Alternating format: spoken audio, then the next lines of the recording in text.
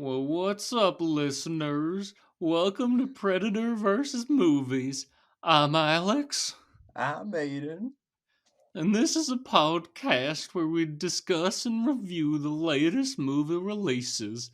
We'll start off with a non spoiler review before diving into a deep discussion of the film, and then we'll ask the most important question: would this movie be better if the alien from Predator was in it?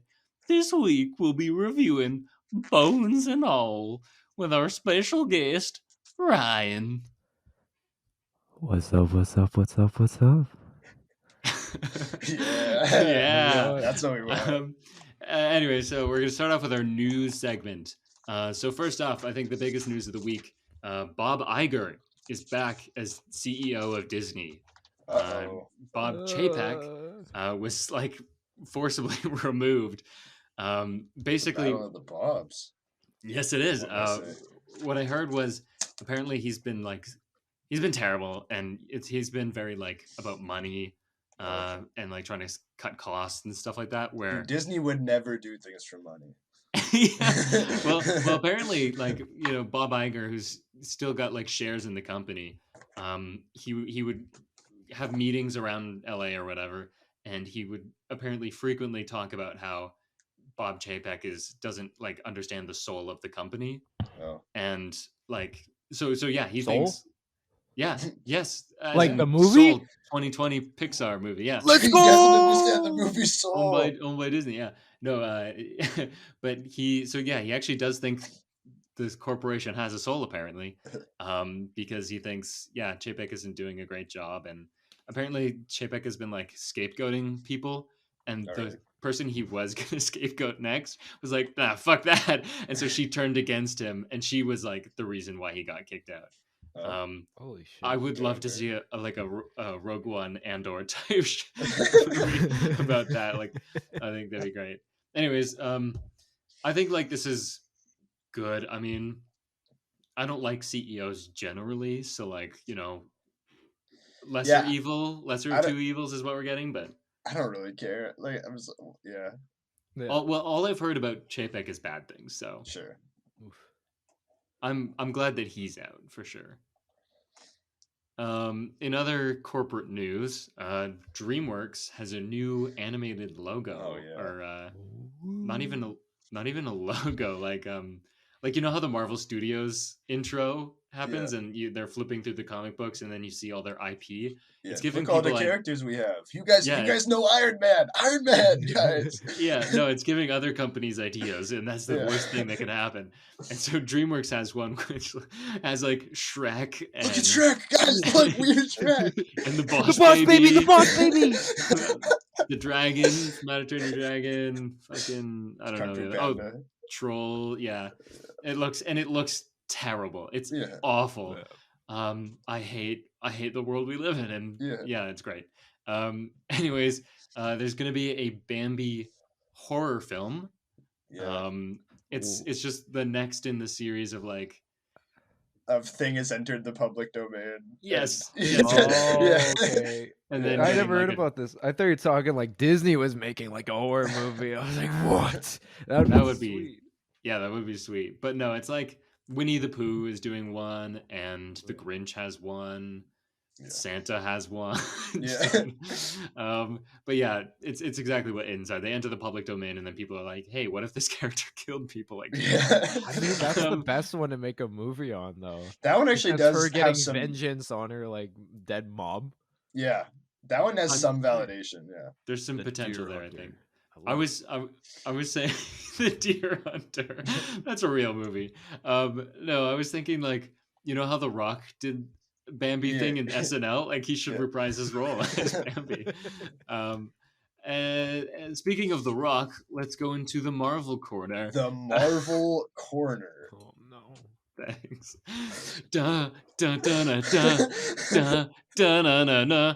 The Marvel corner. Anyways, so Chris Hemsworth recently spoke in an interview that he wants to set a new tone for the Thor franchise going forward if we get another Thor film. To that I say, Yeah, they probably should. Yeah, they should You're do probably that. right on that one.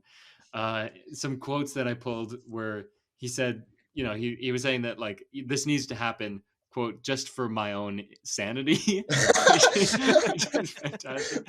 He just doesn't want to And- play like a fucking idiot who doesn't. well, well, speaking of that, the other thing he said is that, quote, Thor lost his mind in that last one. So like, I'm glad that even he recognizes that like Thor has become like a complete buffoon in his own movies. I think this is a great thing.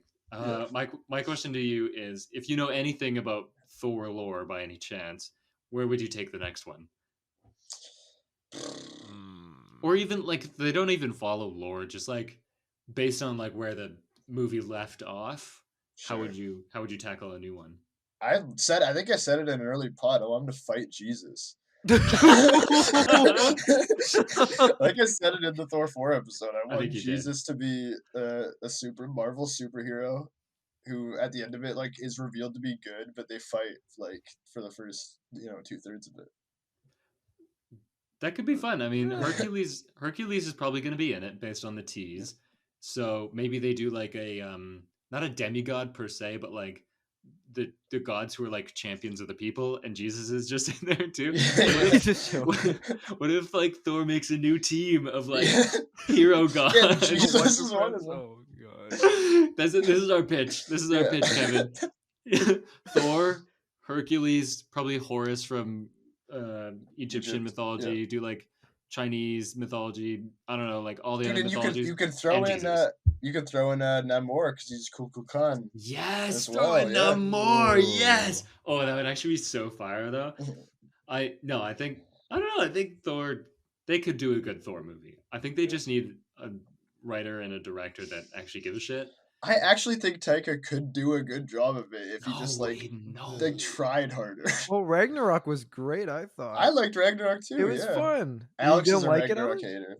I mean, don't you hate The Last Jedi though? So your opinion's kind of whack. I'm also not a huge fan of The Last Jedi. I you know what? I will honestly say that I could give The Last Jedi another chance, but I have given Ragnarok several chances, and over time I have grown to like it less. Sure. I think that's fair. I think if you rewatched it, you might be like, oh yeah, it's kind of. Anyways, some things that I pulled that I thought could be good for a Thor future film is there's a character named Dario Agger who is like a Minotaur and also the CEO of Roxxon, the oil company in the Marvel comics.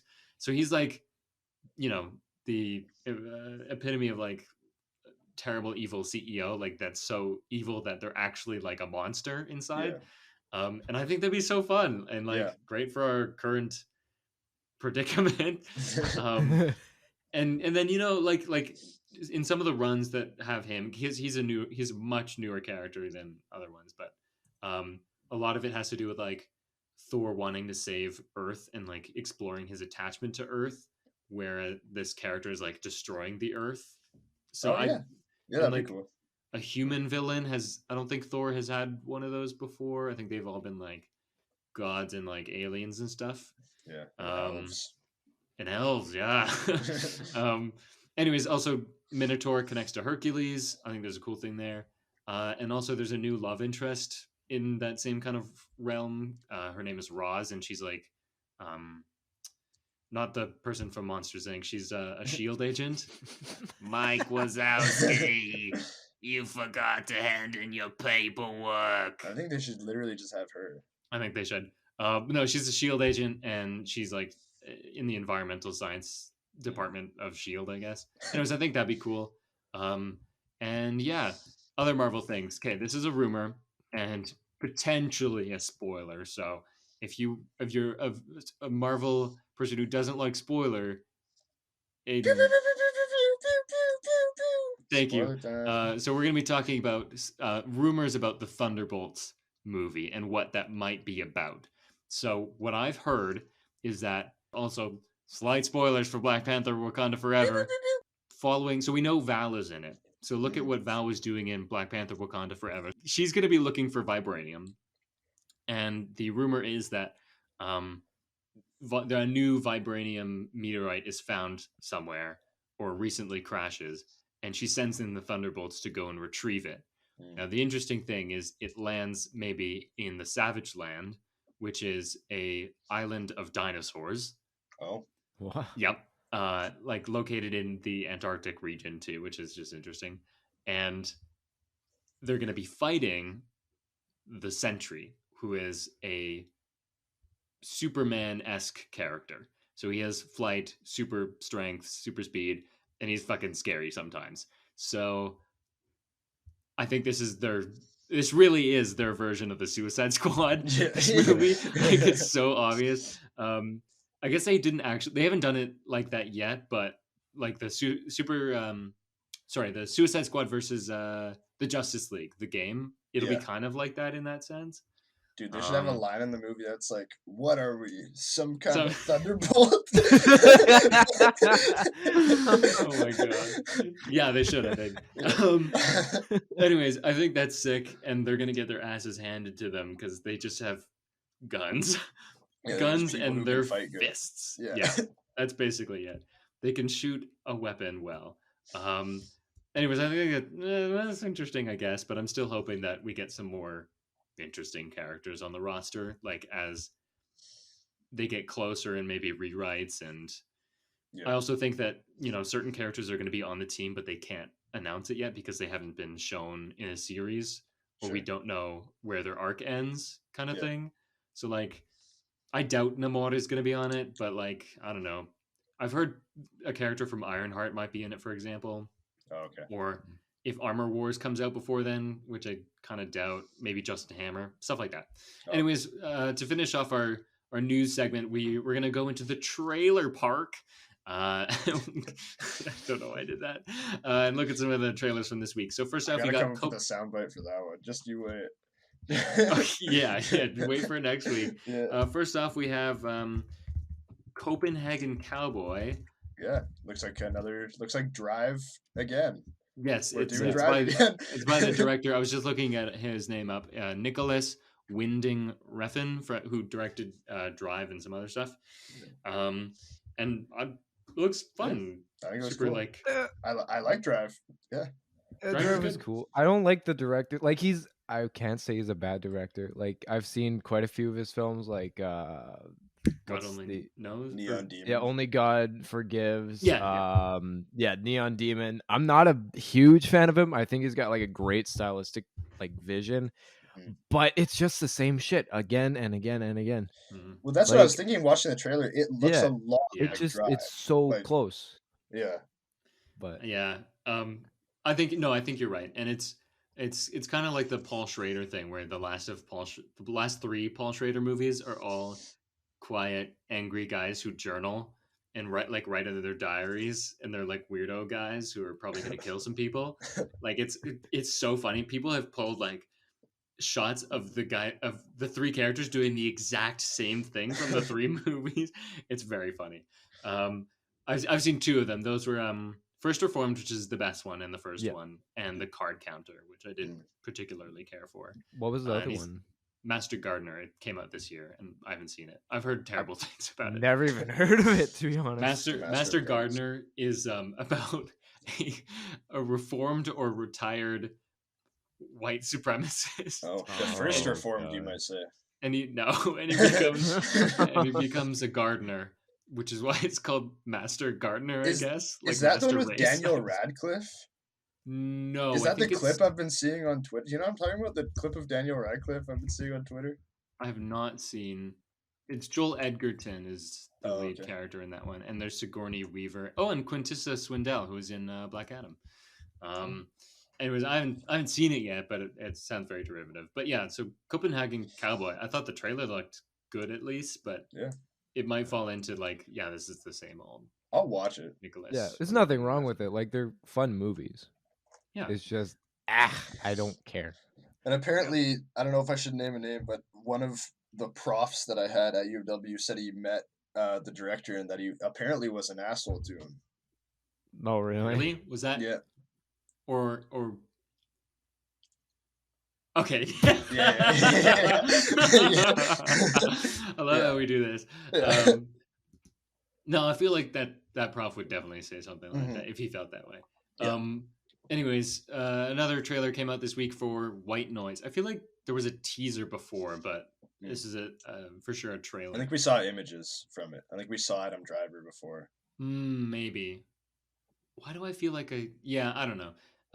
And that comes out I think end of the year, like December 30th or something. Oh, yeah. And that's Noah Baumbach's latest film, and it looks like the least Noah Baumbach film I've ever seen in my life. God, yeah. Yeah. It's like a big budget. It's sweet. I like it. Yeah. I'm definitely interested. So it's based on a book, and apparently people who like the book say that it's a very good adaptation for a book that should not be adaptable into film. Like it's one of those like this probably wouldn't make a good movie because it gets fucking weird at the end. Yeah. So I'm excited to see how that happens. I think it kind of looks like he's branching out into a more like Steven Spielberg kind of like grand adventure kind of movie. Very similar to what Jordan Peele did with Nope, I think. Just kind of like stepping away from their kind of more traditional, I don't even know, stylistic. But then still with the same kind of like, you can feel it. Like, I think there's some moments in the trailer where when the family's talking to each other and it's like, okay. Like it's a very Noah Baumbach cast. Yeah. Adam Driver and Greta Gerwig. Like it's, if you look at the cast and you said like, what director is this, and maybe put a black and white filter on it, people would be like, oh well, obviously it's so I think you're right that like he's still, some of his like stylistic conventions are still going to be in there, but which is fine. There's nothing wrong with that. I think it'll be interesting. I'm excited to see that one. Speaking of movies based on books, though, we watched a movie based on a book. It's called Bones and All. So I got some information on it, some general info. So it's a period romantic horror film. I like all the films that are just like, okay, what are all the genres, and like which random ones can we like? It's so fun. Like, Decision to Leave was another good example. Well, I think it's just movies that like aren't like, don't snugly fit into any category, and so it's like when you're trying to market it, you're just like, it's those things, sure, and I love it. So it's directed by Luca Guadagnino. Does anyone else want to give that a try? Does anyone else know how to pronounce it? Jalapeno. No, it's Guadagnino. Guadagnino. You gotta say with the accent. He did Call Me By Your Name and the 2018 Suspiria. It's written by let me say screenplay is by David. Oh no. David Kaganich. Look up the name for yourself. It's based on a 2015 novel, Bones and All, by Camille DeAngelis. It's produced, among others, by Peter Spears, who did Nomadland. I bring this up for obvious reasons for those who've seen it. Yeah. I like just picking up. I'm like, hey, like random producer. Who's this guy? Oh, he did Nomadland. That explains everything. And it stars Taylor Russell, Timothée Chalamet, Mark Rylance, Michael Stuhlbarg, Andre Holland, Chloe Sevigny, David Gordon Green, and Jessica Harper. It has a runtime of 2 hours and about 10 minutes. And a budget of somewhere between $16 to $20 million. What was I thinking about during? I literally wrote Timothy Salamander as a joke, and then I read it properly. I said it out loud properly, which is pretty funny. Anyways, so first off, before we get into the movie, we do a little game. It's called Guess the Metacritic Score, because we can't come up with good names. So there's a website. There's a website on the internet where they tabulate critics' reviews of a movie. So no general users, just critics. It's a score out of 100. If it gets 60 or above, it's green. If it's 80 or above, it gets a special must-see label. If it's in the 50s, it's yellow. And if it's in the 40s or below, it's red. So we are going to guess where Bones and All lands. Who should start? I've been winning when I start. Okay. So maybe Aidan goes first. Sure. Ryan goes next, and then I go last. Sure. Okay. So I think that I think that critics might be somewhat. I haven't really seen reviews for this too much, but I think that critics might be somewhat divided on this. I think that. I mean, we'll get into it, which is also another catchphrase of the podcast. We'll get into it. It is a catchphrase of the podcast. I want shirts that say "We'll get into it." But yeah, there are a lot of things to really love about this movie, I think. But then there are a lot of things where it's like, this could be better. But I think it's still very clearly well crafted in many ways. I'm thinking like 70s for my thing. I'm going to go with 74. Interesting. Ryan, where do you think it lands? Okay. I was thinking around the same way. Like, it's crazy because I was in the movie theater. I was by myself. It was the second day it was open at McGilvery. And there was me and then this other guy who had like a ticket purchase. And I was like, oh, great. And I made eye contact with him and waved at him, whatever. And then right when the movie ended, gone. Like, I just looked up right when the credits rolled and he was gone. So I think people are like, they're expecting like a much different film. I mean, this is critics though, mind you, but I don't know. I think it will be really divisive. But I'm gonna be a bit of a dickhead and go just 75. Okay. Yeah. It's funny that you say that because Alex and I saw the movie together, and there were two girls who were very loud for like the entire thing, and with like 10-15 minutes left, they left. They got really? They did too. Wow. Yeah. And it wasn't even at the part where it was like, "Oh, is this over?" It was like it was very clearly like a gross part either. It was like starting again, and then they're like, "Yeah, we've had enough of this." It's not like they were paying attention, anyways. It was, they were like teenage girls, so like I'm not really surprised. I think there was also like, wasn't there like an older couple like way at the back too? Maybe. Doesn't matter. Anyways, for my score, I'm gonna guess 80. Okay. So let's see where it lands. Talk amongst yourselves. Amongst yourselves, hey. So like Among Us. You guys seen Knives Out yet? Talk about. No, I haven't. No, but it's like I've heard it's like Among Us. That's what critics have been saying. I think it's a little ripoff of Among Us. I'm not gonna lie, but I need to see. I think I'll try and catch it this weekend. Anyways, I did find it. Okay. The score, and it is a 72. Oh, back on top. Yeah. I'm a little surprised because that's really low. I heard good things about it, but I think that score feels right, if that makes sense. Sure. I understand that score. Yeah. Like, I think there are absolutely critics who saw this and didn't like it at all. Yeah. Like, big time. I agree with the score, but I am surprised that it got that score. That's kind of how I feel. So Aidan, as our winner, that means you get to decide who goes first for the non-spoiler reaction. And golly it's gonna be me. It's you. I'm gonna go That's first. Yeah. Okay, let's hear it. What do you think? Yeah. Okay, so like I was kind of talking about, there are a lot of like formalistic choices that I really, really loved about this movie. I think that we'll get into it, but with like the editing, it's like sometimes the editing is clearly different than a lot of other movies. They try a variety. They try a variety of editing techniques, and I think regardless of how you feel about some of them, I think I liked that they did it. I liked that the movie had a very like reflexive feel, but at the same time, I think that there's a certain amount of disjointedness between different elements of the movie. Like, so like the kind of reflexive feel of it, like I just don't really know how that ties into like the content of the movie. It's like it kind of felt like two different things to me. I had some problems with, I felt like there were certain moments that went by too quickly, and then other moments where we didn't get enough of it. And I felt like the characterization was a little bit lacking.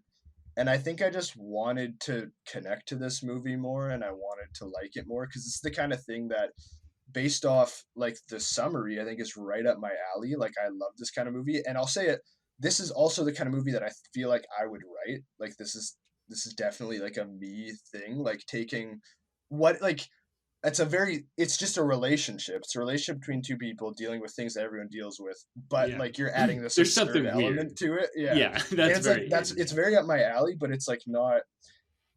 It just missed a little bit for me. So, but I think this is better than the menu. Um, Oh no, I said that to you, and you were like, yeah. yeah, after it ended, yeah. But I think you have to judge a movie again based off like how well does it achieve the thing that it's trying to achieve. And I'm kind of disappointed with this movie. I won't lie to you. So I think I might give it 3.5 stars, which is less than the menu. But I want to just put on the record, I think it's better than the menu. I think the menu is just trying to be a different thing. But I would still recommend it. I think this is a fun experience. I think that when the movie's like hitting its stride, it's hitting its stride well. Like there are some moments that are really, really great. And then I feel like I'm maybe being a bit of a hater here. I sound like I like the movie less than I did, but there are some things that are like really phenomenal in this movie. So I'd recommend it to anyone, I think. Interesting. Ryan. Oh no, you got it through other points. Ryan, what did you think of this movie? Yeah, I thought it was great. Like it was really, I was surprised. I wasn't expecting me to like it as much and connect to it as much. Especially during the first act, I thought I didn't really care. Especially with when it did a fade in transition. It was super weird and it just fucking threw me off. But as it started getting the ball rolling, I really got invested into it and I really loved it. And like my biggest problem is like a lot of the plot points, it just meanders a lot of the time, never ending.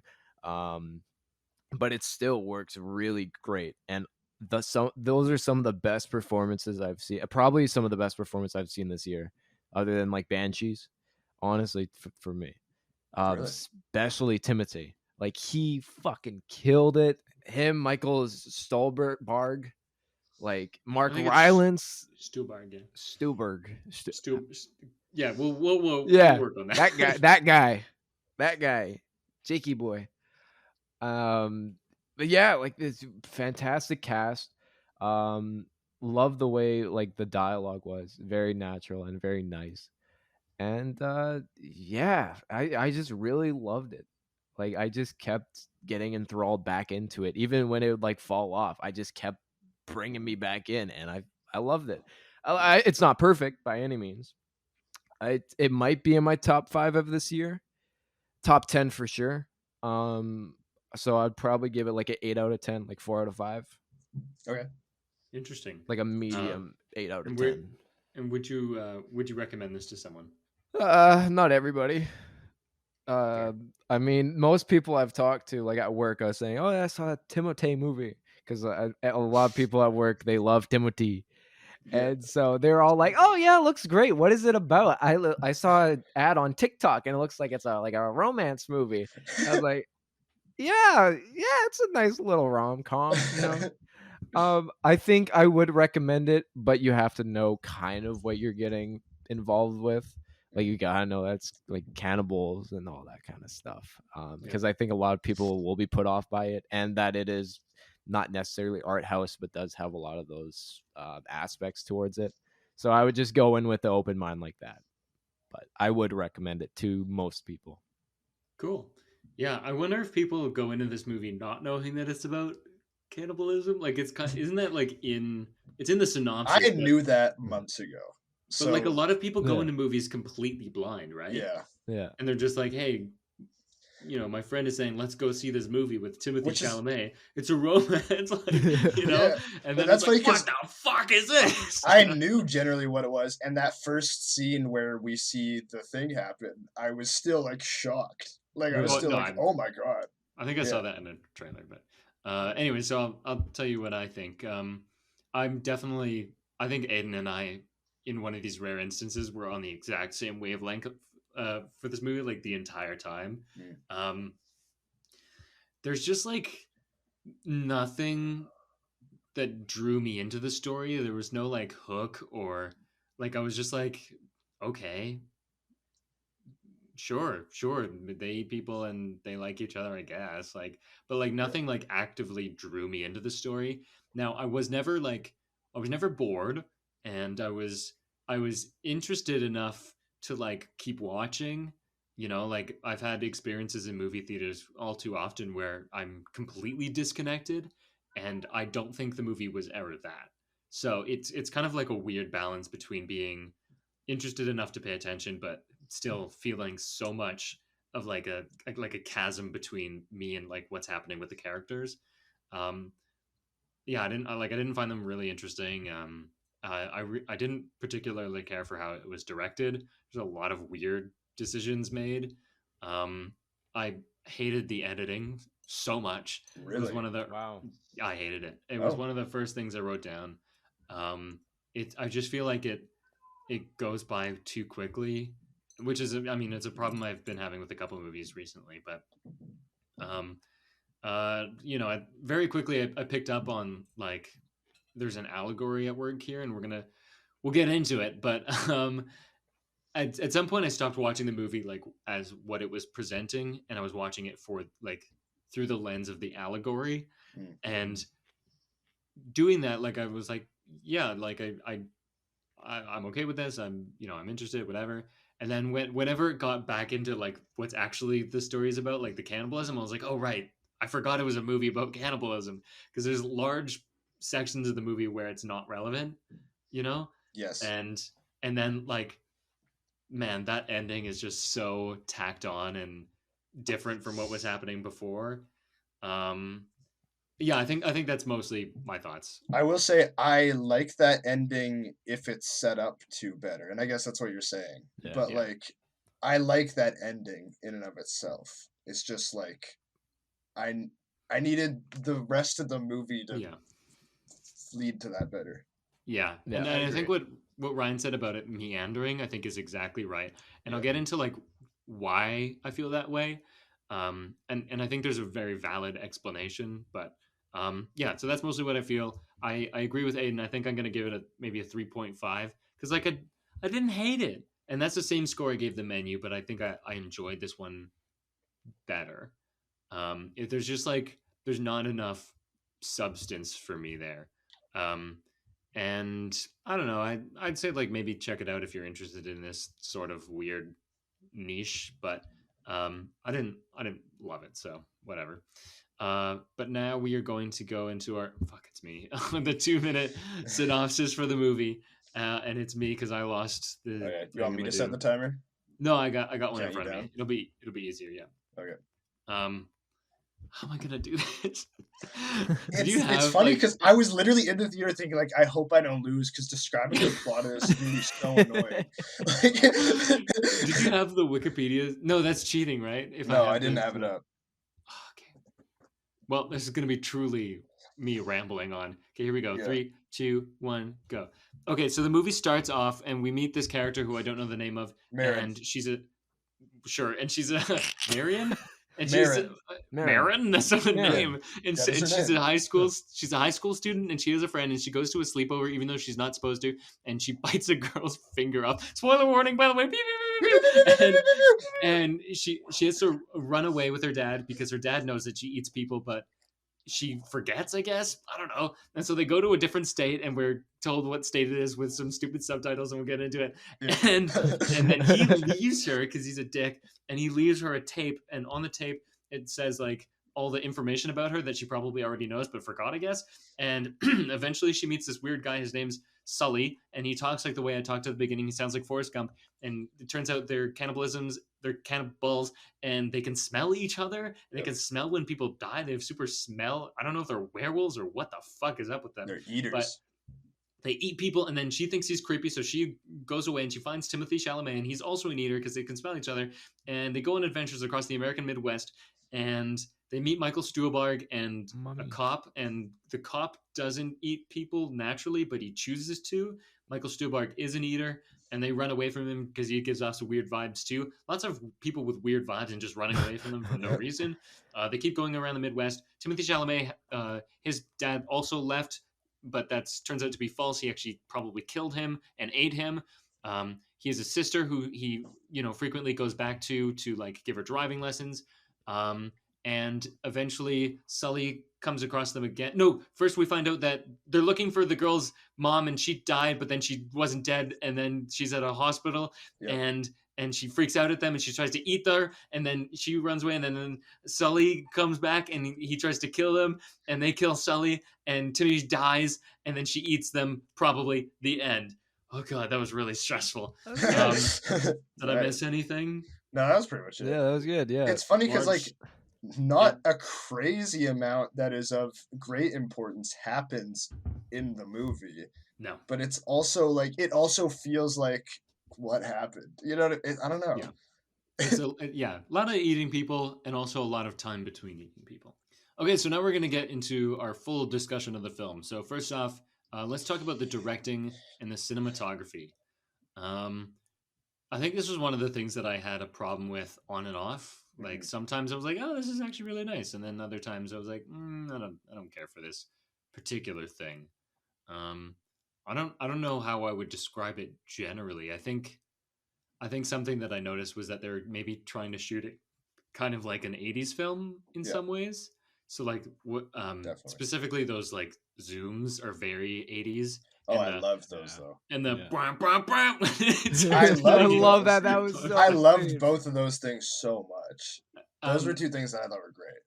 I think I didn't have a huge problem with them. The is very silly, but I loved it. I thought but it's fun. I don't know. It is fun, yeah. It worked. And was it shot on film? I think it was either shot on film or made to look like it was. Yeah, definitely. Because it definitely feels like it. What did you guys think about like the style, like the 80s style? I really liked the cinematography. I liked that, and I was saying like I think this is like a very like reflexive feel of the film, but I mean like it draws attention to the fact that it's a film, instead of like trying to be this full immersion kind of thing. And I think like the rapid jump cutting 80s zoom thing is like a prime example of that. Like you see that and you're like, oh, like that's never gonna feel like a natural thing that happens.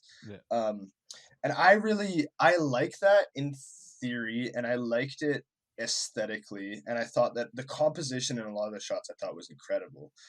But like there are some things that I just don't really, and maybe I just don't get the movie, but I just don't think this style necessarily like worked well with what the movie is. Like I just don't really.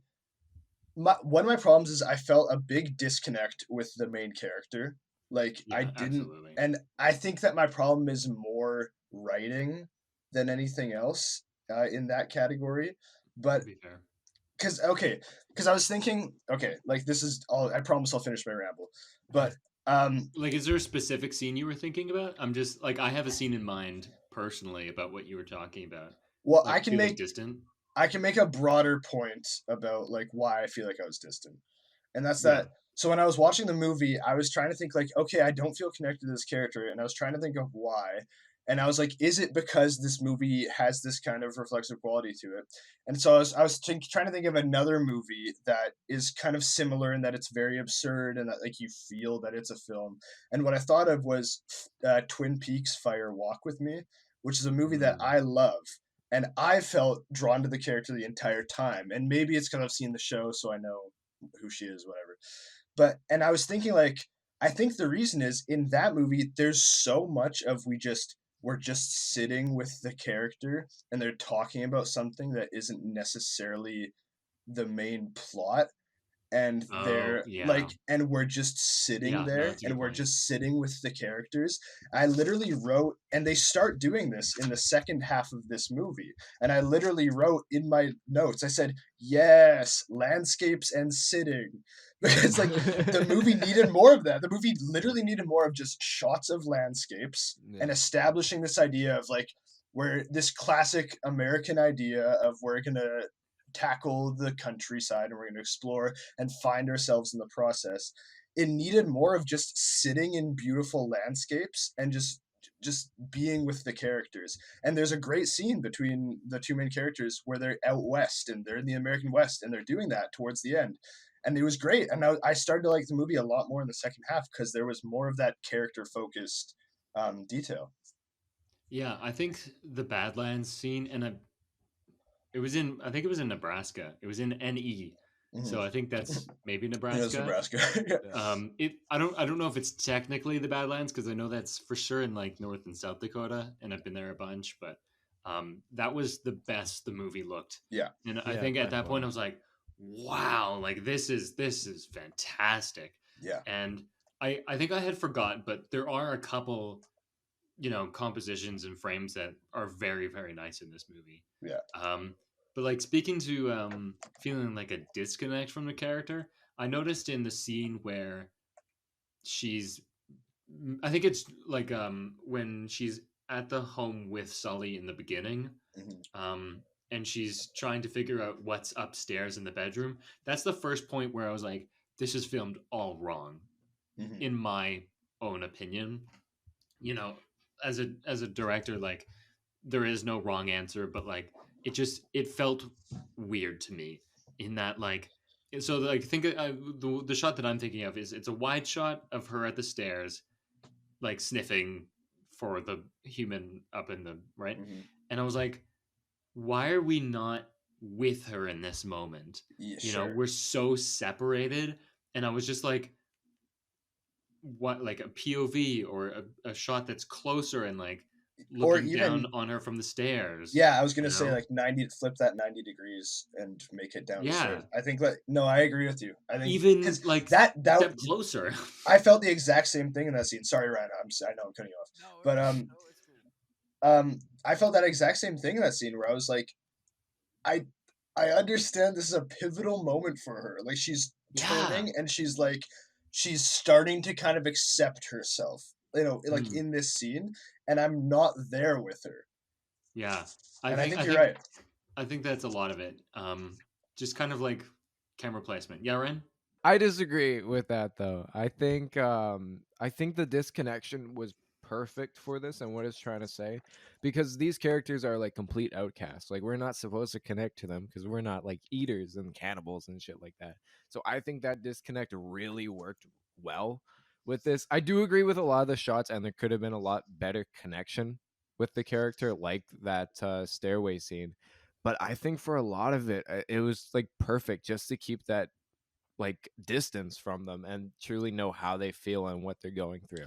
But I feel like part of the point of the movie is that like despite how absurd their situation is and who they are, like what they're going through is something that like we all feel, and it's like a process we all kind of have to go on.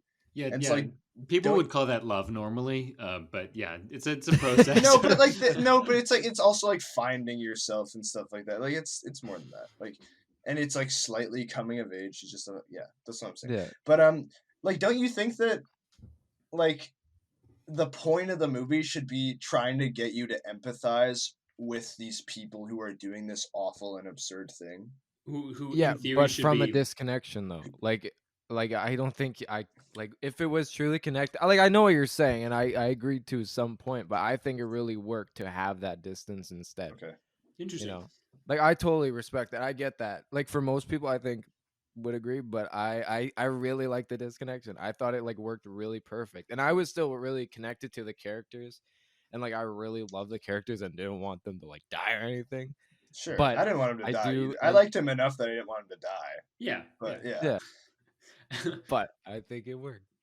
Yeah, interesting. There are a couple other problems I had with things. So like yeah, like there's a couple of shots where both Aidan and I know because he had said in the theater like it was framed in a way or composed in a way where like, was I supposed to be looking at something? Yeah, it's right. It's the first time we ever see Sully. It was like it's this wide shot and it's looking at the street and we're looking at it and I was like, okay, cool. And then it cuts back to Marin and then it cuts back to this wide where Sully's in it. And I saw Sully the second time and I was like, oh, was he there in the first shot? Was he there? And I legitimately don't know. I'm gonna have to rewatch it and see if he's standing there. Because when she initially is looking out, I have no idea what she's looking at. I think he was there the whole time, but you don't notice him until he starts moving because you're like, oh, it's the thing that's moving. That's what I'm supposed to be looking at. But before then, it's like the complete side of the frame. There's no eye trace that leads you to that direction. There's no like, it's not like the most interesting or brightest part of the frame. I think we're looking into like the darkness, and we're like, is there something gonna leap out at Yeah. us from the dark? It was just really strange, and it's not even the only time that happens. I think. Yeah, but There was if the thing is, like, when I saw those things, I was like, okay, like, there must be something I'm just not getting. Like, there's no way that they would just do like, you don't frame a shot like that unintentionally. You don't frame a character all the way to the left side of the frame so that you can't possibly notice them unless you're looking there. Like, unless there's a point to that, and I just don't know. Like, I felt like, and that's one of my problems with this movie is where I feel like it doesn't know quite what it's trying to do, and it's just Yeah. doing a bunch of things. Yeah, and I feel like it seems like it would be a POV shot, and if she's looking at the guy, he would be the center of the POV shot because that's Yeah. where she's looking and is in the. But clearly, it's not a POV shot because even when he starts moving, the camera doesn't like pan to look at him. It's just Yeah. very, very confusing. I think also like going back to that scene with meeting Sully, it's too long Yes. and I not in Yeah, like it's no, not yeah, I agree. interesting enough to sustain Yeah. how long it is. You know? Yeah. I Yeah, think and then other moments aren't long enough. yes, no, Yeah, and it's yeah, so I The weird. agree with interaction that, with yeah. her mother and the interaction with her grandmother Yes. are both Yes. Yeah. so short. Dude, when Yeah. she goes to her grandmother's house, it's so funny. I think you and I both laughed, Yes, Alex, when yeah. she's like, yeah, your mother's no longer with us. And then like 2 minutes later, she's like, no, your Yeah, mother. oh yeah, just kidding. Just Yeah, kidding. It's like, yeah. what the JK. fuck what was the point of that? Yeah. And it's also I think she was I think she was just trying to hide away that fact that like her daughter's Yeah. alive and totally avoid that. But still, But it then was just so have the fucking character soon. talk vaguely. You know what Yeah, I mean? exactly. Like that's all Yeah, you I need to totally do. agree. Yeah. It's the Yeah. cinematic equivalent of saying a joke and then immediately texting JK law. It's no, I think pacing is a big issue with this movie because Yeah. like Yeah. and like I'm No, a absolutely. huge proponent of slow cinema or like the transcendental style where nothing happens for long periods of time. But like it's not that because it's not interesting enough when it tries Yeah. to do that, and then It's like literally nothing. Like it's subtextually nothing. And like Yeah. that's you know what I mean? and the compositions aren't interesting enough to like warrant how long we hang on them. Like the stairwell one, I'm thinking about it again. Like Yeah. it's just so weird. I don't know why Yeah. it was directed like that. Yeah, the only other thing I have for this point is the night scenes were shot kind of weird at the beginning, like kind of like Oh no, I liked obvious. them. I loved the fake moonlight. I Yeah, maybe literally it's wrote down, I was like, I love that. I think it's the that I just reflexive. love the look of it. Yeah. It's the reflexive thing you're talking about. I didn't like. Yeah. I'm just not a fan of that because it's Sure. kind of like there's realism for so much of it, and then I was like, okay, that's so obviously like a Sure. movie thing. Yeah. And so like when they're they shine leaves on the house, the side of the house, I think, when she's and then there's like spotlights shining on Yeah. the power cord. So Yeah, when it's she's sneaking out. yeah, it's a matter of style. And then like I didn't really notice it later, but I think they were doing it again with the cornfield and stuff. Yeah. Makes me think about Nope again and how they did it there. Yeah. Well, pretty Nope is insane. actually almost completely filmed during the day. Exactly. It's No, like day is night the whole time. Yeah. and it looks good, I think, right? It looks good. And But I also think that when you're shooting on film, which is I'm assuming that's Oh. what they did, like shooting a film at night, you have to be very specific. Like there's a reason why 80s movies have that fake moonlight. And oh, it's so because maybe like it's you an 80s style thing. you literally need like Yeah. a light source that like will make it something. Yeah. Yeah. No, that's fair.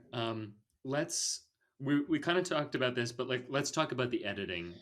If we've missed anything, I think what Ryan said about like how there was like an ad on TikTok, it gave me an idea. Like maybe it's edited like for the TikTok generation. Like it's just some of the shots are just way too quick. Yeah. And they're not held for long enough. One that really comes to mind is in the lake at the end where it's like fireworks and it's at night and the reflection of it's the light of the fireworks is on their faces and it's like making them like fun colors. I was like, wow, this is a great. And before I could finish the thought, it cuts away. You know? Yeah. And I was like, what the fuck? What? Where are we going? You know? And I think also just like again, it's that one sequence in the house with Sully was just like so many things wrong with it. So like I think it was after they eat the woman, and when he's like he walks over and he sits down, and then it takes like 3 shots to do that. I'm like, what Yeah. the fuck? Yeah. And a lot Yeah. of different actions take several shots for something to happen. And I'm like, why can't you just play it out in one shot? Why are we Also, cutting so frequently? I just had a random thought while we're thinking about this, and this isn't a bad thing. I actually thought this was fun, but there are multiple shots where in the theater I like went back like that because it's like character walking straight to the camera, and then they just obscure the camera surface, and I was like, whoa!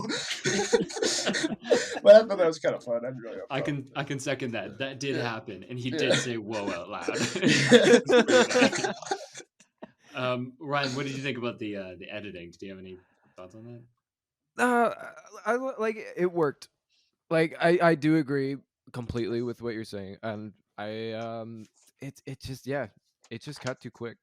It didn't let the atmosphere like take in because it's such a great atmosphere. Like the rustic Yeah. feel is so fucking nice, And I want, and then they just like man, fuck it, man, let's just cut quick.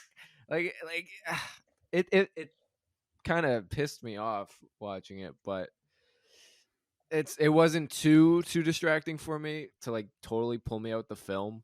I mean in that beginning because they did like a really weird like transition like twice, like it was like The just fades, dissolved. Yeah, it just Yeah. faded in, and I hated that so much because it was not necessary at all. Do you I know what like shot the that's- fades. what I don't shot really is know that what you're for? talking about specifically, but Like in the beginning, like later on I didn't really notice it, but in like the first act, like the first 10-15 minutes, there was just like these two fades that were just so out of place for me, and that just didn't work for me. I can't really like pinpointed it, Okay. but I remember being in the theater being fucking like kind of annoyed with it. But then once I let it kind of like get its steam and it stopped doing those types of fades, it was like, oh yeah, this is great.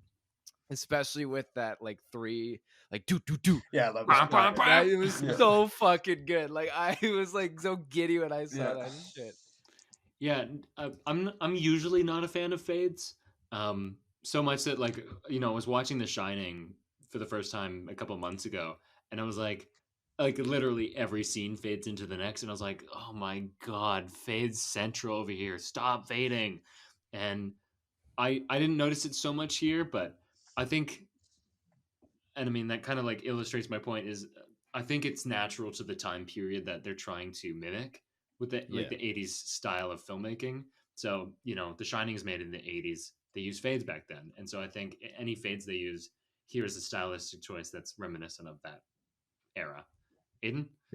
Yeah, I just before we move on from this point, I just want to point out a couple of things that I really, really liked in terms of the whole cinematography editing.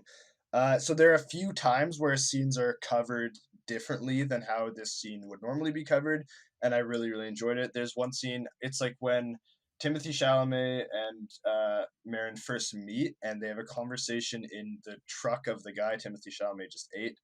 Oh yeah, I know what you're gonna And say. I thought it was really interesting how it's only from one side. Like it's flipping between sort of like a dirty single of Marin and like a clean single that's a bit angled backwards of Timothy Chalamet. His shot is very interesting because Yeah. instead of being Yeah. inside of the truck like it is for Marin, it's on the outside Yeah, looking through exactly. his window, and like you said, it's like very cut off. You don't see most of his face.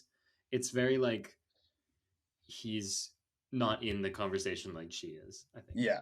And there are things like that that I really loved. In terms of editing, there are a few kind of somewhat dream sequences, slash like fantasies or whatever.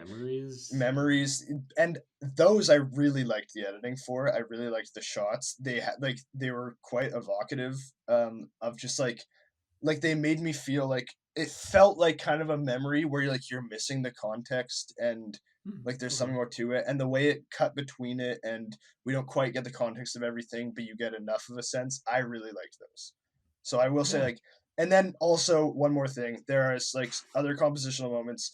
There are multiple times where it's shot reverse shot, and I just think it's really nice. Like there's one where like it's the character that's talking is centered in the frame, and then the character who he's talking to is like you just see the top of their head at the bottom of it, and it's a really interesting. It's cool. I don't know. I liked it. There are multiple times where I was like, oh, I don't know if I've seen that covered that way before, and I like that a lot. So Interesting. Yeah, sorry, I should have asked. Ryan, do you have anything that you wanted to talk about for cinematography, directing, editing that we haven't covered yet? No, I think that covered the main things off of the top of my head. I think Okay, so. cool. My next point then for our discussion is uh, this was based on a book, and I did mention that earlier, but I think I literally wrote down in my notes at some point, oh, this is based on a book, right? And like I didn't know that going into the movie, and I was right. Actually, I'm gonna see if I can find out when, because I have it in order of like when I wrote it down. So yeah, I'm gonna see. I had no idea it was based on a book. I Okay. don't know either. Oh, But it that makes was sense actually Yeah, it does. It does. in retrospect, Absolutely. because I feel like our big problem would be ameliorated in novel form in prose, yeah. where that So like when you have direct insight into the characters. exactly. Yeah. So I think where I wrote this was after Sully and around the time when we meet Timmy Chalamet. So Yeah. that's pretty early on, like Act One, Mhm. maybe Act Two ish area. It's in between my notes that say Forrest Gump, followed by Joker. So those probably mean very little to you, but Joker, I'll explain those. I'll explain both of those later. But so that's how early like I was like, oh, this is based on a book, right? Yeah. And I'll explain what I mean by that. It's actually Aidan explained it pretty well. It's just kind of like that meandering feel works Mhm. very well in novel form, where that's kind of like the point, and you're trying to be like expansive and write all the details. And it feels like this is a larger thing that was squished into 2 hours. Yeah. I'm happy with the runtime. It didn't feel too, well. It honestly could have been shorter, but like every scene, I was like, I feel like I'm missing like connection here. Like Yeah. maybe there's a scene in between that was missing, and it felt like someone was trying to adapt a book. Yeah, and I never really knew what Marin was thinking. Like I Yeah, generally knew Yeah. I generally knew that like she needs some sort of connection, that she has some sort of problem with, like she was abandoned by her father, she feels like a monster. Like I understand all these things, but I was like they're just I don't know enough details about her. I just know these vague things that everyone kind of feels. And so I hmm was just like who is she? Like in one of my I don't know. And I feel like it's trying to like make a point of she's supposed to have an arc where like she learns how to love. I feel like that's supposed to be in the movie. And I just don't know enough about her, and I don't know enough yeah, about point A to point B to feel anything about it. yeah, and like shit just kind of like happens, you know. Yeah. Like I've it. There's no like causality to it, I guess. Yeah. I don't know. It's weird. It's a weird feeling. Ryan, did you pick up on that? A bit. Like, yeah, no, I know. Yeah, yeah, I'm stressing. yeah, A little bit. yeah, a little bit. Just a little bit there, not too much. No, I don't know. I don't really have much to add to that. No, I get it. Like, Yeah. I'm not a big novel guy, so I can't Sure. really like say a lot about that. I didn't feel like for the first two acts, I felt like it came at a really good pace. It's just right at the end, like that third act, I feel like it's just really fucked up, and it just Really? kept fucking It's Was going the on. end that I like the best. The Like the end is ending's great, like the ending's good, but it just keeps going on and on the and on. second I half didn't of the like that. movie is I think it's better paced. I think I there's think so more too. of what I wanted it to I don't be. know. I don't think so for me Okay. This is interesting. Okay. personally. Why don't actually let's just vaguely, because like we're gonna get into like the details later, but um, I actually agree with Aiden that I think once we get kind of like, and it was something Aiden said earlier that I actually had to write it down because I was gonna say this, but I can say it now. I think a lot of the beginning is exposition, and Yeah. it's not clear enough exposition that I was like, oh, they're just saying exposition. Like I didn't write it down, and it took me a while to notice and to like literally this recording, but it's just so much like trying to explain the world and like, oh, you're an alien, You smell people. You could smell when people die. I can And train you to do it. and then Timmy Chalamet is like, I killed my dad. I have a sister. She's an idiot. Well, he doesn't talk like that. And like anytime they're talking, it's something that the audience needs to know, and it's not actually like sitting with the characters and like have them like kind of like interact and like I want to say feel each other, but like not like that. Like in a romance movie, there's none of the romance because they're just trying to like do that exposition. So I feel like once the movie stops having to do that and it starts to kind of just like be with the characters, which I feel like the second half gets into, I think it becomes a little bit stronger. Yeah. And then I think what Ryan's getting at, I didn't like the last 10 minutes. It felt tacked on in like a different movie. So like in that respect, I know what you're talking about. Mm-hmm.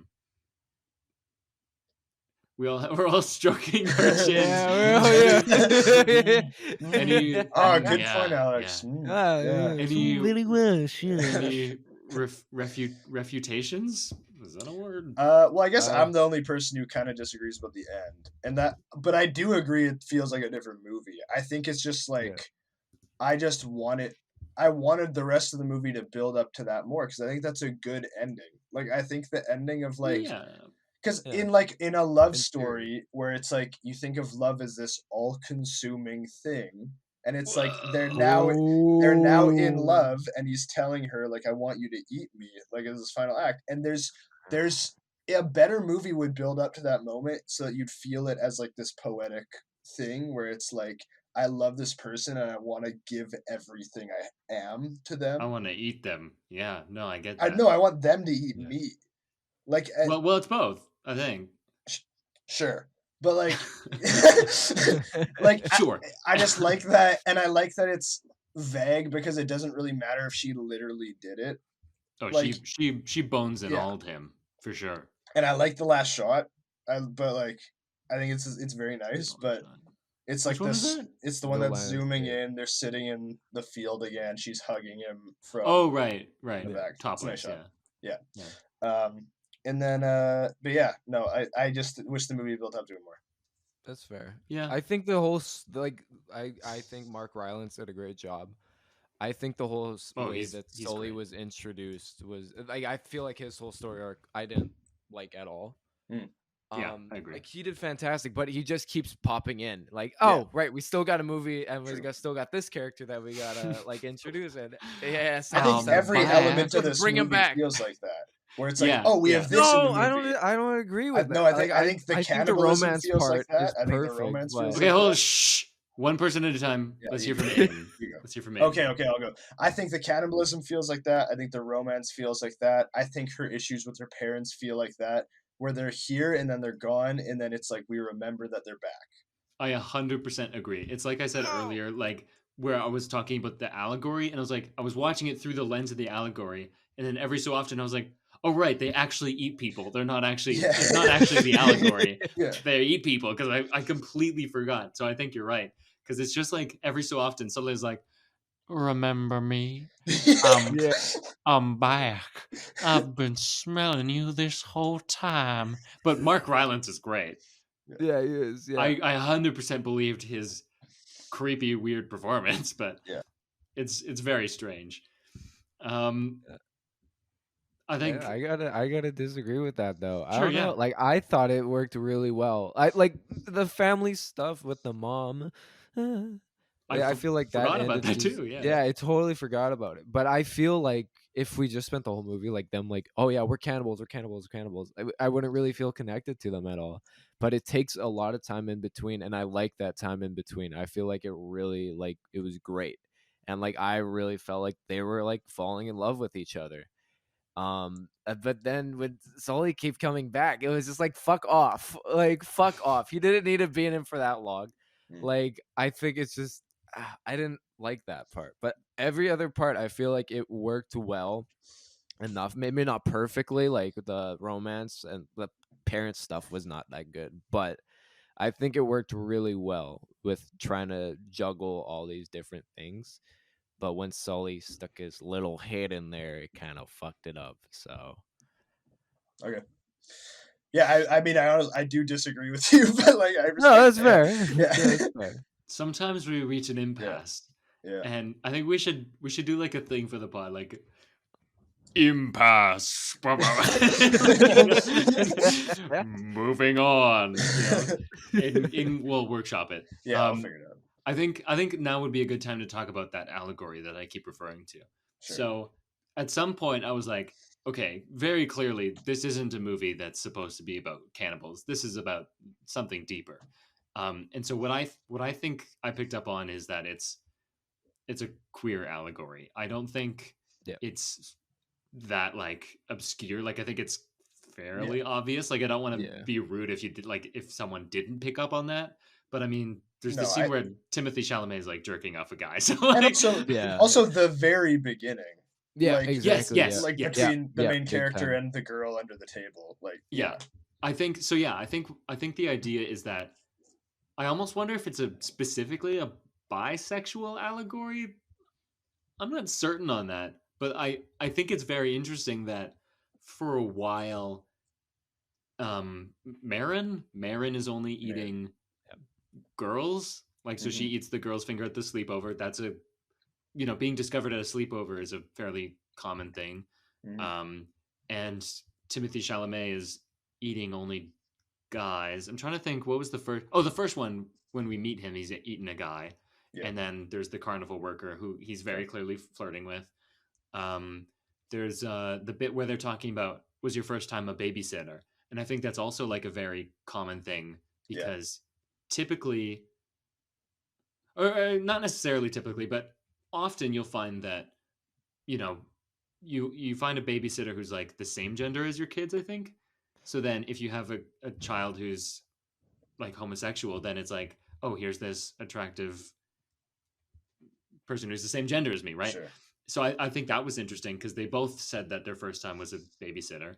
And first time, I mean like having feelings that are homosexual, not like my first time, anyways. And then there's also the scene where someone says that Timothy Chalamet looks like an F slur. So I think it's kind of clear that like that's actually what the movie is about.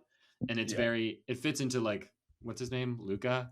It's Luca's filmography with the whole it's a spiritual successor to Call Me by Your Name, right? Well, think about it. It's Timothy Chalamet being a queer character, and cannibalism, because Armie Hammer was in the last movie. So works on their levels, right? Dude, you just can't stay away. You forgot about that? I'm not gonna let that go. It's funny, when I learned the synopsis of this movie, I had that exact thought, and then I put it out of my head. This is Luca's response to those allegations.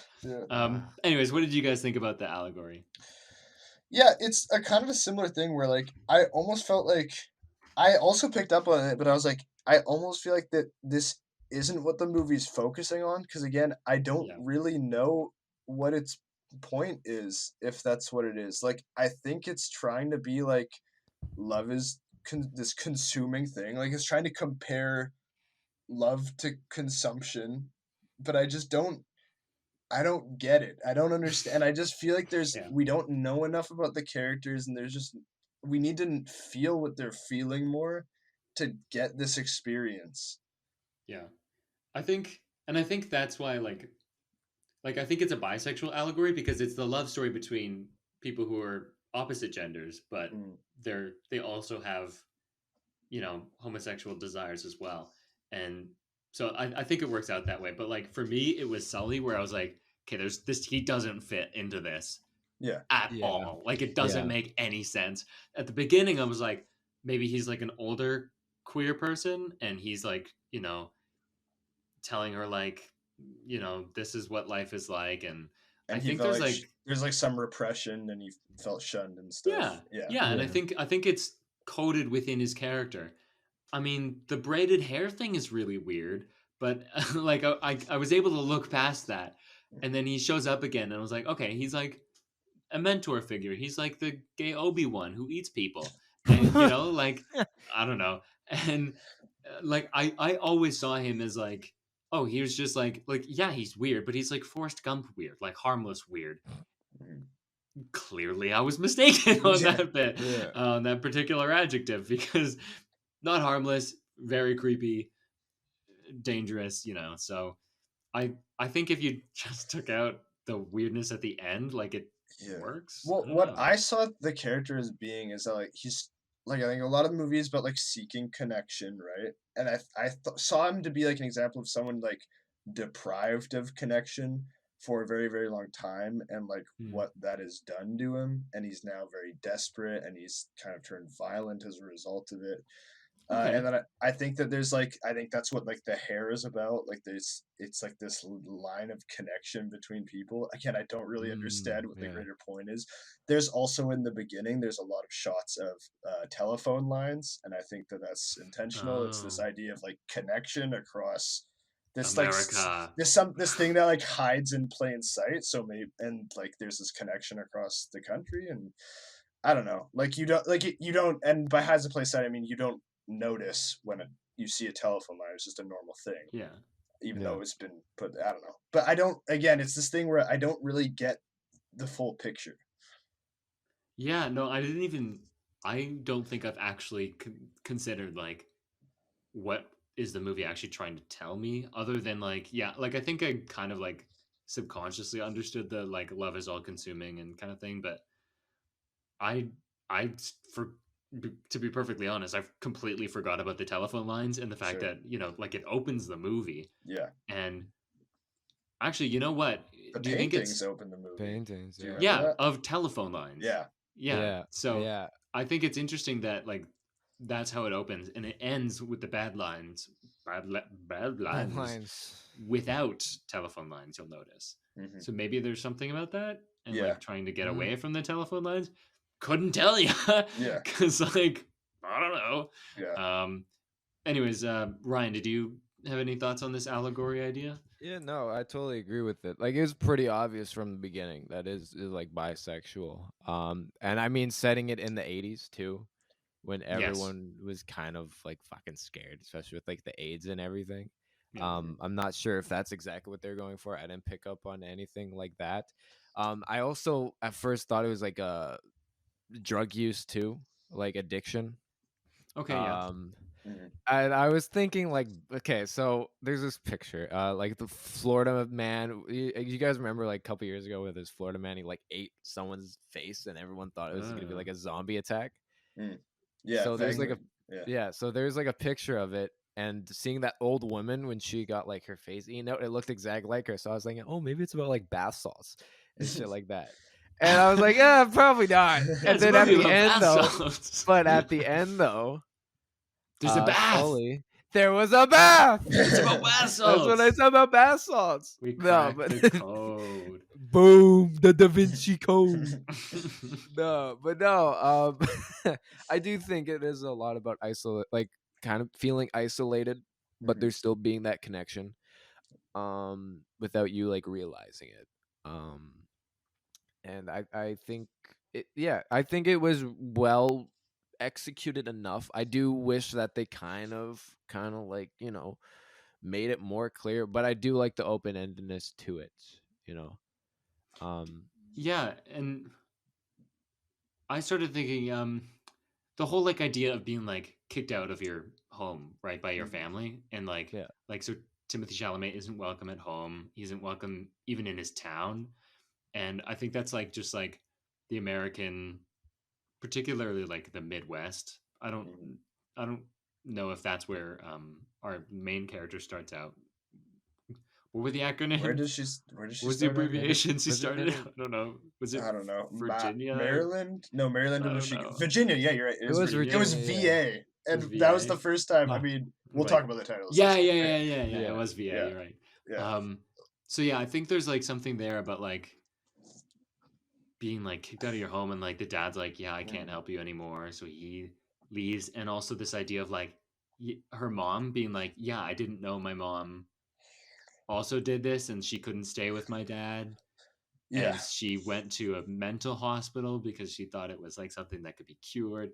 So I definitely think, like, that's the point, and it's coded within the movie. But yeah, it's just kind of like a lot it of just kind of ideas, but trails off yeah, into yeah, yeah. Yeah. Yeah, it's almost like trying to like find a home on your own, kind of like Mhm. in the middle of America, and like Yeah, you know, yeah. I very much think that's what it home is. was But I where you just Figure make out who it, you are. Yeah. kind of Yeah. thing, and then you eat your friend, boyfriend, maybe, I don't know, Sure. whatever. It's a weird Yeah. movie. We've all been there. While we're here, let's talk about we've been dancing around it. Let's talk about the fucking titles. Yeah, the first time Yeah. that a title card appears and it's VA, Alex and I were both like, "What the fuck is that?"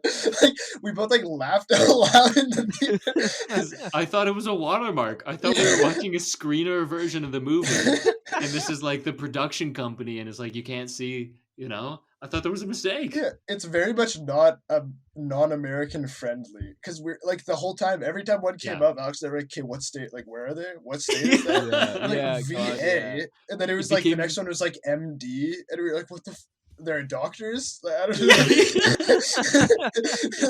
It became a game and then a running joke. So first Yeah. off, we were like, "Okay, what the fuck state is that? What's the acronym?" And some of them were really Yeah. hard. Yeah. And then other times we were just like it would be Ohio, and we'd be like, "Oh, Oh, right." yeah, that's the one I was thinking of. Yeah. Oh, yeah. Yeah.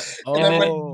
D, Indiana, yeah. and they enter the store, and we're like, "Oh, she's going in the store." Yeah. Right? Like, it was very stupid.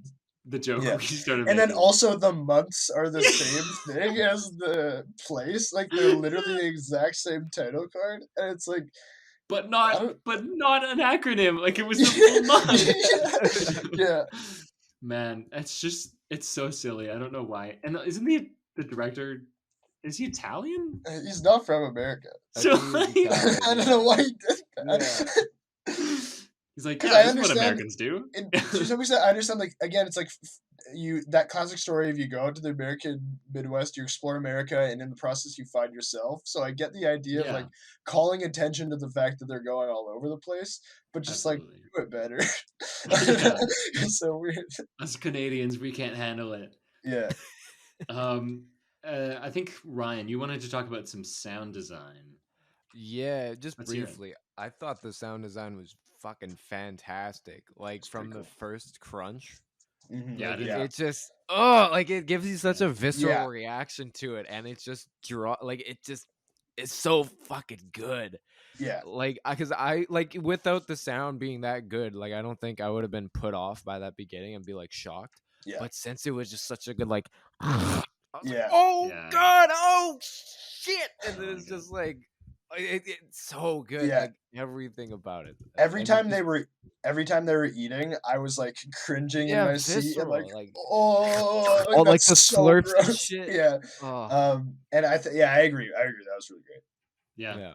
And also, like, I mean, the music choices were pretty good. Mhm. I'm glad that Mhm. they didn't choose like really obvious choices. Like, I don't think there was any song that I was like, oh, I know the name of that one. But it was all very evocative. So bands that you know. So like, there was a Kiss song, but I didn't know what one it was. And I think we decided it was Duran Duran, Yeah. not Men at Work, like I thought in the theater. That's embarrassing for me. But like, I didn't know what song it was, but I was like, oh, I definitely know the singer. Sure. Yeah. So Yeah. like Yeah. other people choose very obvious songs, and that's always annoying. And So. I like there's the very on the nose Atticus Ross and Trent Reznor song that plays at the end, where the lyrics are literally something like, "For a moment you made it feel like home," or something like as Timothy Chalamet is really? dying. Yeah.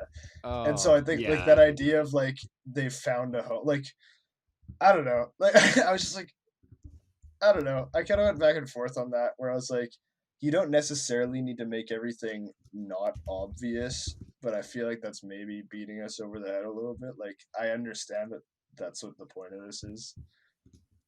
Yeah. yeah, that's fair. It Should've was got interesting. on Steffens again. That would have been perfect.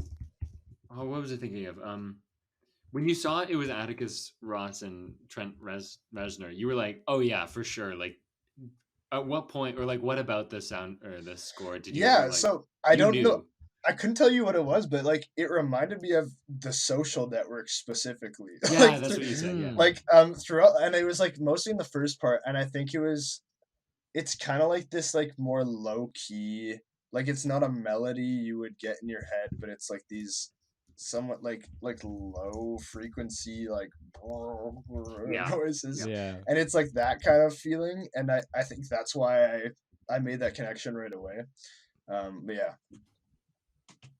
Yeah, I was just looking up the name of the song. It's literally called "You Made It Feel Like" in Yeah. brackets and then home. It's pretty on the nose. Anyways, let's talk about. Oh, we've been skirting around sort of. Let's talk about the characters and acting and chemistry. So like all that kind of like character actor realm. Yeah, I think I've covered pretty much everything I wanted to say about characterization. Where like I don't think we. Yeah, just feeling distant. Yeah. I thought we felt distant. I thought we didn't know enough about the main characters, but we don't know anything about specifically the main character. We know like nothing about her. I like that. Like what she like likes, that. and I think that I think the point of this movie it had worked well one enough. at a time. Yeah, so go ahead. Sorry, go ahead. I think the point of this movie runs contrary to that. The point of this movie is that you're supposed to empathize and feel with these people who are constantly doing this awful, horrible thing that you would normally look at these people and be like, oh, they're fucking monsters. But because what they're going through and what they're feeling is so similar to what you feel, you empathize with them. Like, I feel like that's definitely what the point of the movie is trying to be.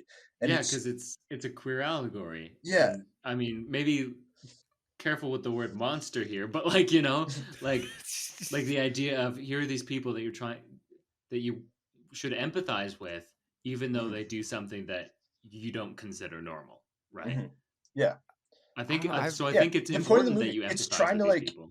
And it's trying to like test you. It's trying to like it's trying like how normal it's like testing you to think of their lives as normal, and like it's trying to get you in that place, and I don't think it does a good job of that at all. But no, because I don't think they know that they're not normal, and they feel that disconnect from being normal. Yeah. So What is normal, personally, guys? I think Let's just like remember a that, like, regular person, you know, normal's like your stereotypical 80s, like what they expect you to be in the 80s. You know what I mean? Yeah. Your all American kind of. Like I don't know, 80s was pretty Republican. I don't want to get it political, but I'm pretty sure it was. Yeah, the Republicans weren't fond of eating people. You're right. It's very liberal to eat people. Yeah, dude, the woke left wants you to eat people.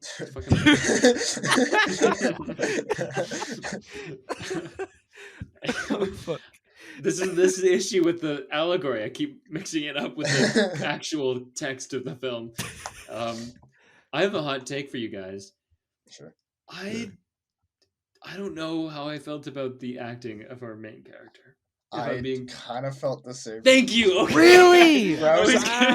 I want to clarify it. Like, I actually think that she's very well cast because her face is like the perfect face for it. Like, she looks very like innocent and like she kind of like so it's this juxtaposition of like what she's doing, and but there's sometimes where again I don't know what she's feeling, and I don't really understand what her motivations are, and I think that some of that's writing and directing, but I think some of it's the performance. You know what it was for me? It was the scene where she's left the mental hospital and she's fighting with Timothée Chalamet, and I think shortly after that when she's fighting with Sully, it was those two scenes where I was like, what? Like, are you acting right now? like I don't think it's terrible for sure, but like, and it's not Harry Styles, which is, I mean, my new benchmark, but like, it wasn't that good.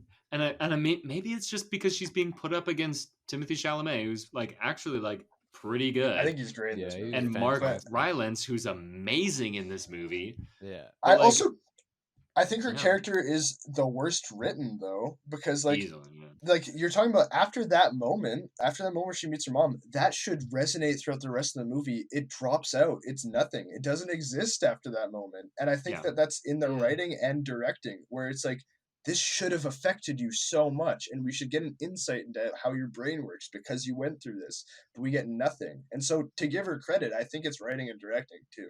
Yeah. I was gonna talk about that scene later. Sorry, Ryan, but like No, it's all good. that specific scene where she gets the news that her mom died. Yeah. It was like if you had. It's funny because I think I was reading up, or maybe it was an interview. I don't remember, but it was Bill Hader talking about how Barry is directed, the show that I'm watching right now. I'm behind, I know, but um, and the idea was choosing like when to cut to close up. It should be on big moments, Yeah. so that that you should be able to watch the movie with the sound off, and you see like a scene happening, and then a big moment happens, and you should be able to tell even without hearing the words. And Yeah. that scene is the most dull, boring scene Yeah. when she's revealed that her mom died, and that was supposedly the whole point of the trip, and like that was like the end goal was to find her mom. And if you had the sound off, you'd have no idea what she was being told because it's played like it's nothing. It's like she's talking about breakfast, and then they like. And again, I think you're right. I'm not. I don't think it's necessarily Taylor Russell who plays the lead character. I don't know if it was her. It could have been Luca's direction of that scene and like her character, but like I didn't think she felt anything when she learns her mom died. You know, there's no like, oh my God. She was just kind of like, yeah, that checks out. You know, let's keep talking about whatever, you know? It's weird, Ryan?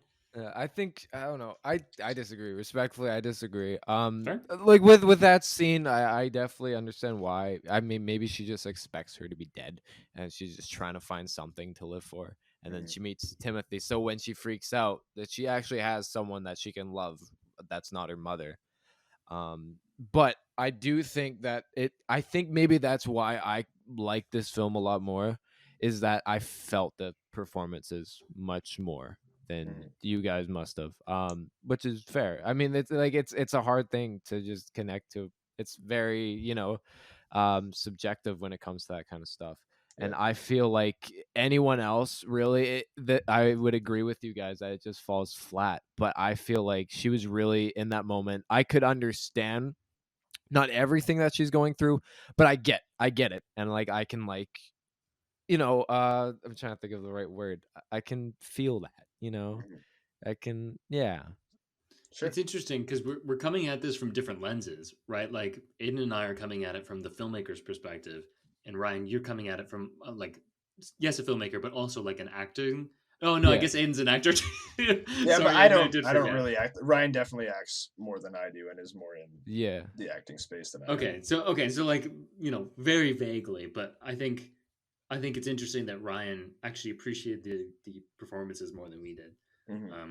I'd also like to shout out Taylor Russell and just like some background on her. So apparently she's from Vancouver.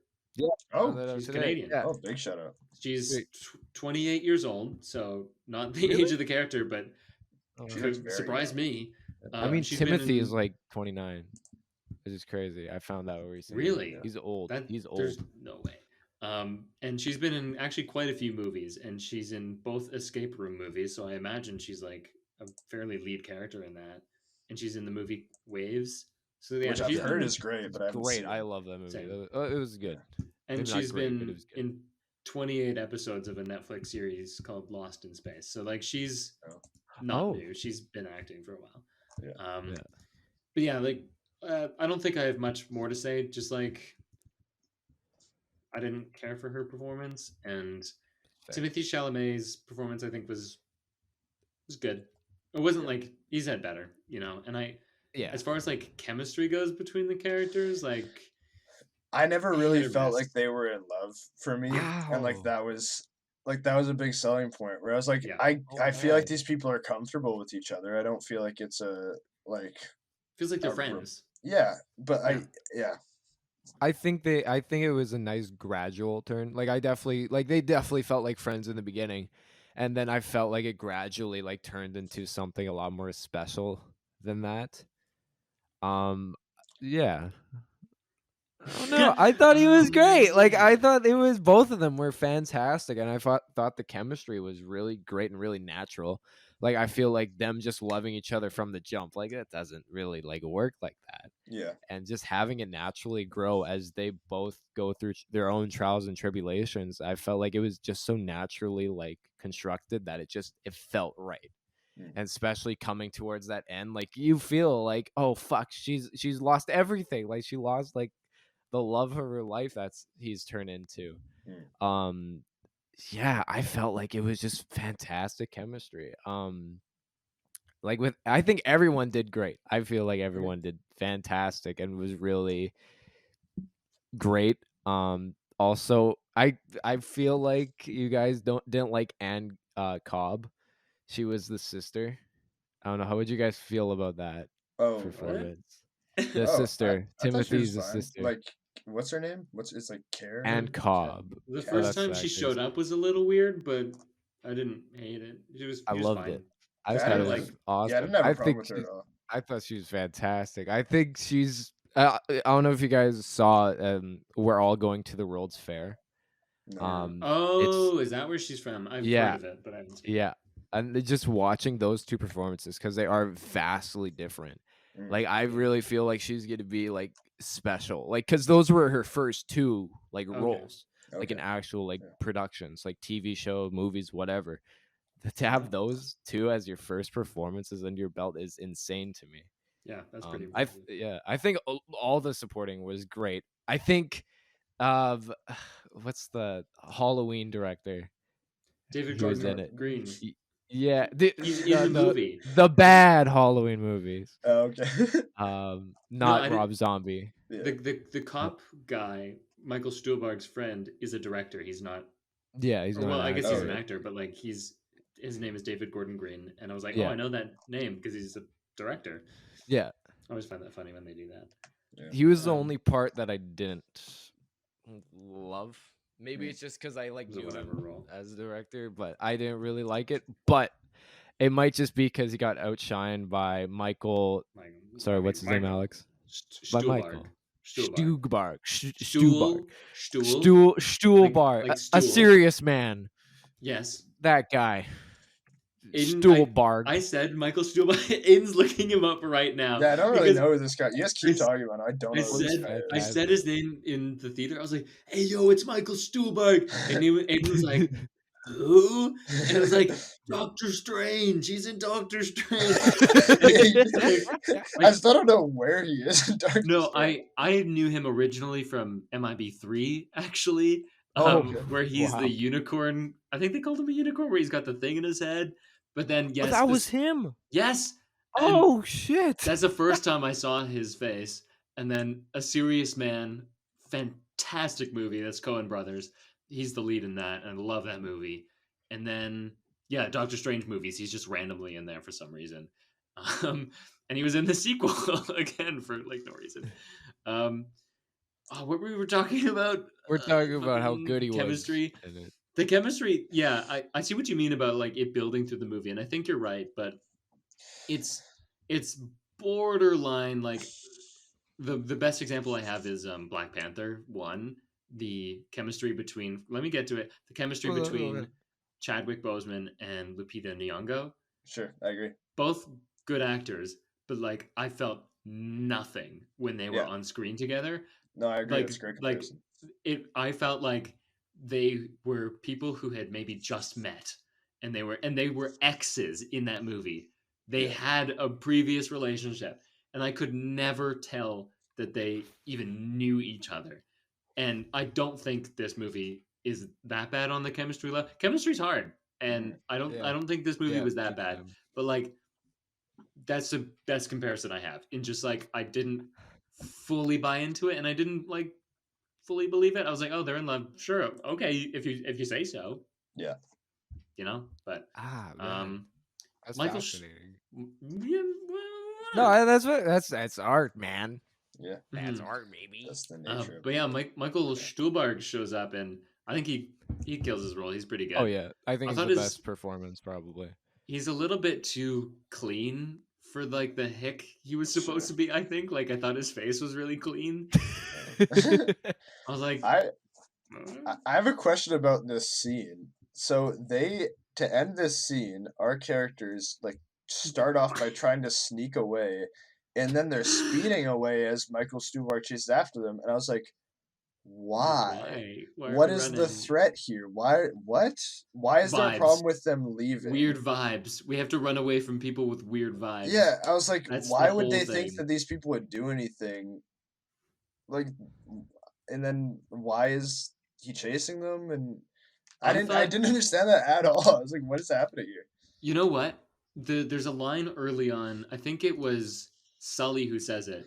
Is that eaters don't eat other eaters? Yeah. And I thought that was gonna be like a huge, like a thing that would come up again later.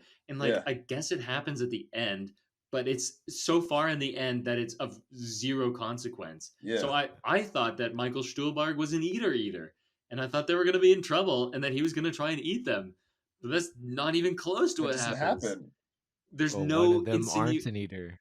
Well, yes, but like, there's no insinuation that they're gonna eat them. Yeah, but why would he do that? Because Timothy is skinny. They're both very skinny, and he was trying to get his buddy to have like his first full body. I think it's a little, it's not well executed enough to have that, but I do think that I don't think there was ever a line like, "Oh, you're skinny." I think there was a line where it was like I could be totally wrong and making this up, but I do think there was a line like how he was like talking about, you just look like a junkie and like you're like all skinny and shit like that. So I think that's why they ran away. I think the weird thing is that they're in the truck and the guys are sleeping. Yeah. So like it's the situation. Yeah, no, that's totally fair. Like there's no. Actually, that's the thing in the whole movie is like there's no tension, right? Yeah. Like there's these scenes supposed to be like scary with Sully earlier in the movie, and it's like, but like nothing. I don't feel tense. I'm fairly relaxed. I didn't feel like those guys were a threat.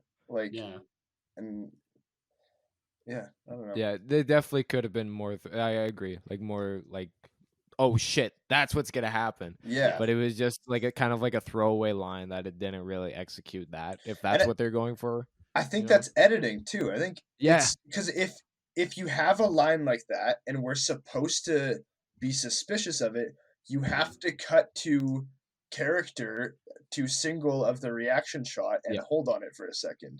We have to know that that's significant. Yes. Yeah. I agree. And we don't. Yeah. What did you guys think the cop guy, David Gordon Green, like what is the guy who's not predisposed to be an eater being an eater? Like what? Yeah, I don't what does know that about that mean in the allegory sense? Like, and I guess not everything has to fit the allegory, but like it should, right? Yeah. Like I was like, what does that even? What? Yeah. Isn't the whole idea that it's something you can't control? Right. Yeah, I didn't really understand that, to be honest. No, I didn't get it. I didn't. With or without the allegory, I didn't get the point of that. Yeah. I mean, because there's no consequence to it, like, right? Like nothing. A lot of this movie is that. If Michael Stuhlbarg asked me to eat people, I probably would, just for how much I respect him. I don't think I would, but do you? I love him, man.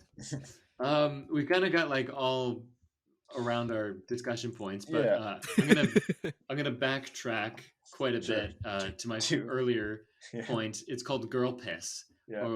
I should have called it. Oh man, that was a missed opportunity. I should have called it Go Piss Girl, which is the Gossip Girl meme, where they rearrange the letters of the title. Go Piss Girl. So Go Piss Girl. You're watching an art house film when there's a woman taking a pee on. And you've seen it a lot.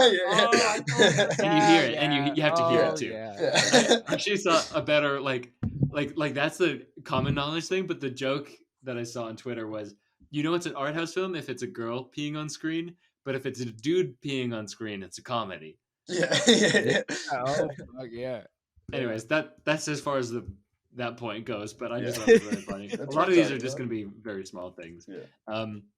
Sully is like a weird mix between Forrest Gump and the guy from The Shining who has the shine. He's trying to explain the shine to the kid. Like that's exactly the same role. And he's like, do you know what the shine is? You eat people. You you can smell other eaters, and I talk like this.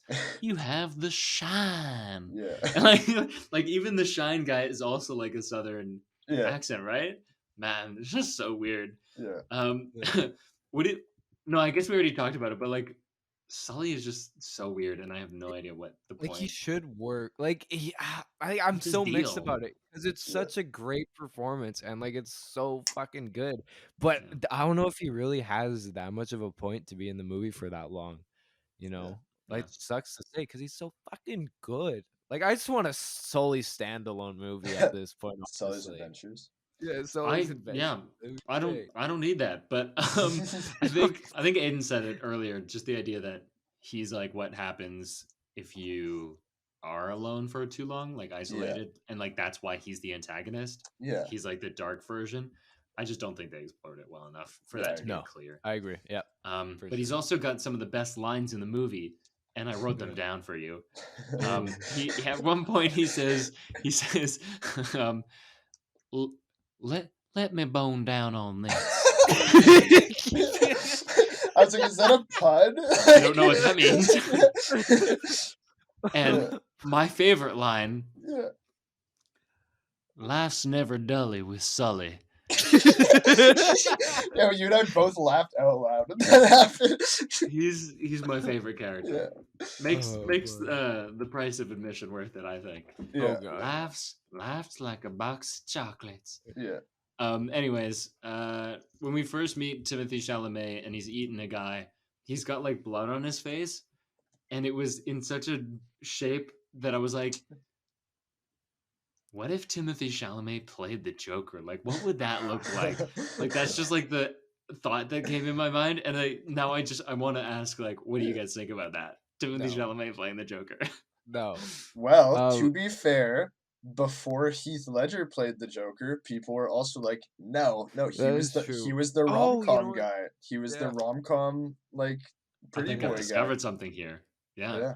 And with Barry Keoghan, I know Alex, you don't like this movie, but I felt like Barry. I didn't like Barry at first at the end of the Batman. Spoiler alert for Batman if you haven't seen it, obviously. Fuck, what's wrong with you? No offense. But at the end I felt like he's not gonna work as a Joker. Like, it just doesn't seem right. But then I saw Banshees, which is my film of the year. Wait, you didn't see? I thought you were talking about Eternals. You liked his performance in Eternals. Dude, Eternals. In Eternals. And the Green Knight. It was good. He's actually good in the Green Knight. He was good in the Green Knight, yeah. But I didn't really know him when I saw the Green Knight. Yeah. But when I saw Banshees, I felt like, oh, this is why he's the Joker. Fuck, it's so fucking good. I highly recommend Banshees, by the way. Apparently, it's not for everybody, but fuck, I love it. It's my favorite film of the year. I think it's a masterpiece. Yeah, hi, my name's Everybody, and it's not for me. No, I think what you're saying, I think, I'll wait to see about Barry Keoghan's Joker, but I don't know. I think if Greta Gerwig ever did a Joker movie, let's just keep doing art house versions of the Joker. Whoever did the Joker, I don't even know his name, but like he's not an art house. Yeah, no, he's not like The Hangover. He's not an art house director, but like, what if they just kept Todd making Phillips, standalone Joker films where it's like, yeah, what if like this good actor became the Joker, but like different? And then, like, I just want to see different takes on that. Martin Scorsese, I guess. Todd Phillips was trying to make sense. He was trying to emulate Scorsese, so we've already got that one. But like, bro, I want to see the Yorgos Lanthimos Joker. So fucking Joker. It would be Colin Farrell. Yes, it would. I was going to say that. Yeah, man. Who else should do Joker? Denis Villeneuve. Yeah. He would choose Michael Cera for sure. Michael Cera as the Joker. Absolutely. What? He's just an awkward outcast. No, if it was Denis, who would he cast though? Oh, Denis, that's what you're talking about. I was just mentioning Michael Cera. Maybe Timothy. Maybe. Jake Gyllenhaal. He isn't. Oh no, Jake Gyllenhaal. He's worked with twice at least. Yeah, and I'm trying to think like who has he worked with more than once? That's Right. all I'm basing this Yeah. on. Hugh Jackman's Joker Yeah. from Prisoners. Oh, from Prisoners, yeah. David Fincher. Dude, Fincher. Oh. That might actually be good though. Like that's It like might actually. that kind that of would be fits. really like good. yeah. Who's he worked with more than once? I Morgan just thought of Freeman? Jesse Eisenberg. but Brad that Brad would not Pitt. work. Brad Pitt. Brad Oh, yeah, Pitt. Brad Pitt. Yeah, Brad Pitt yeah. Joker. Big time. This is a terrible game. We need I to. love this game. It's so good. Another character in this movie is the guy from Moonlight. Aidan and I Yeah. were both like, yo, this Moonlight guy. Yeah. If you rewatch Black Panther, you can also have that reaction because the Oh, kid at really? the end of Black Panther 1 in the basketball game when they go to Oh, Oakland yeah? and they're like, yeah, we're gonna like do an outreach center, and there's the kid playing basketball and he's like, who are you? And then like zoom in and he's like smirk and then cut away to the Black Panther title. Yeah. Right, the kid who asked the question is the Moonlight Yeah. kid, Oh, really? and I was like, oh my god, it's the Oh, Moonlight yeah. Moonlight. Yeah. kid. Those Moonlight guys Dude, are the everywhere. Barry Jenkins Joker. Oh, God. No. Mahershala Ali Joker. Mahershala Ali's Joker. That would Hey. actually be really good. Yeah. I'd love to see that. Anyways, very very close to the end. I mean, we already kind of talked about this. Remember when the movie fades to black at the end, close to the end, when they're in the Badlands, and it goes to voiceover, and they're like, yeah, blah blah blah. Maybe if only we could do this, and they almost say, this is the end of the movie, and I was like, and I think I literally said, and we fade to black, and title, and then 10 more minutes. Yeah. Like, what the fuck is this? And then Yeah. like Sully comes back and like I was like, Yeah. why is this in the But movie? to be fair, if it ended there, I also would have been like, what? That's the ending? Yeah. I wouldn't have liked that as the ending at all. I still don't think the ending wraps things up well, but I don't think that's a good ending. I think it would have wrapped things well better than the way it ended. I don't think it's a great scene to end off, but for like just closing the story altogether, I think it would have worked better.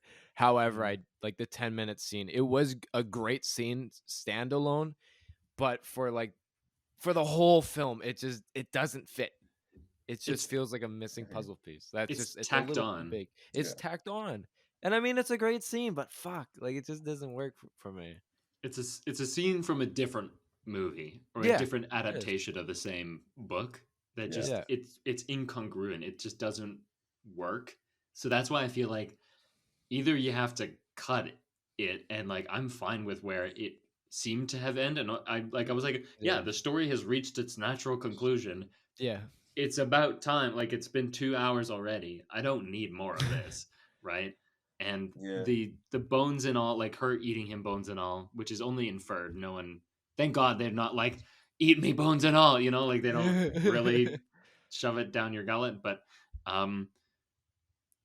like so what? Like I don't know. It's weird. I thought when they were making out in the Badlands. I don't know if you noticed.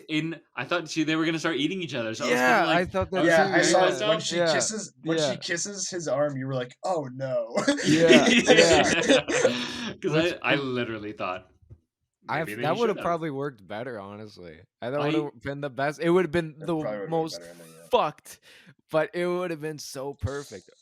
Like even just cutting there, honestly. Yeah. I think they just should have started eating each other. I think that would have been a great scene.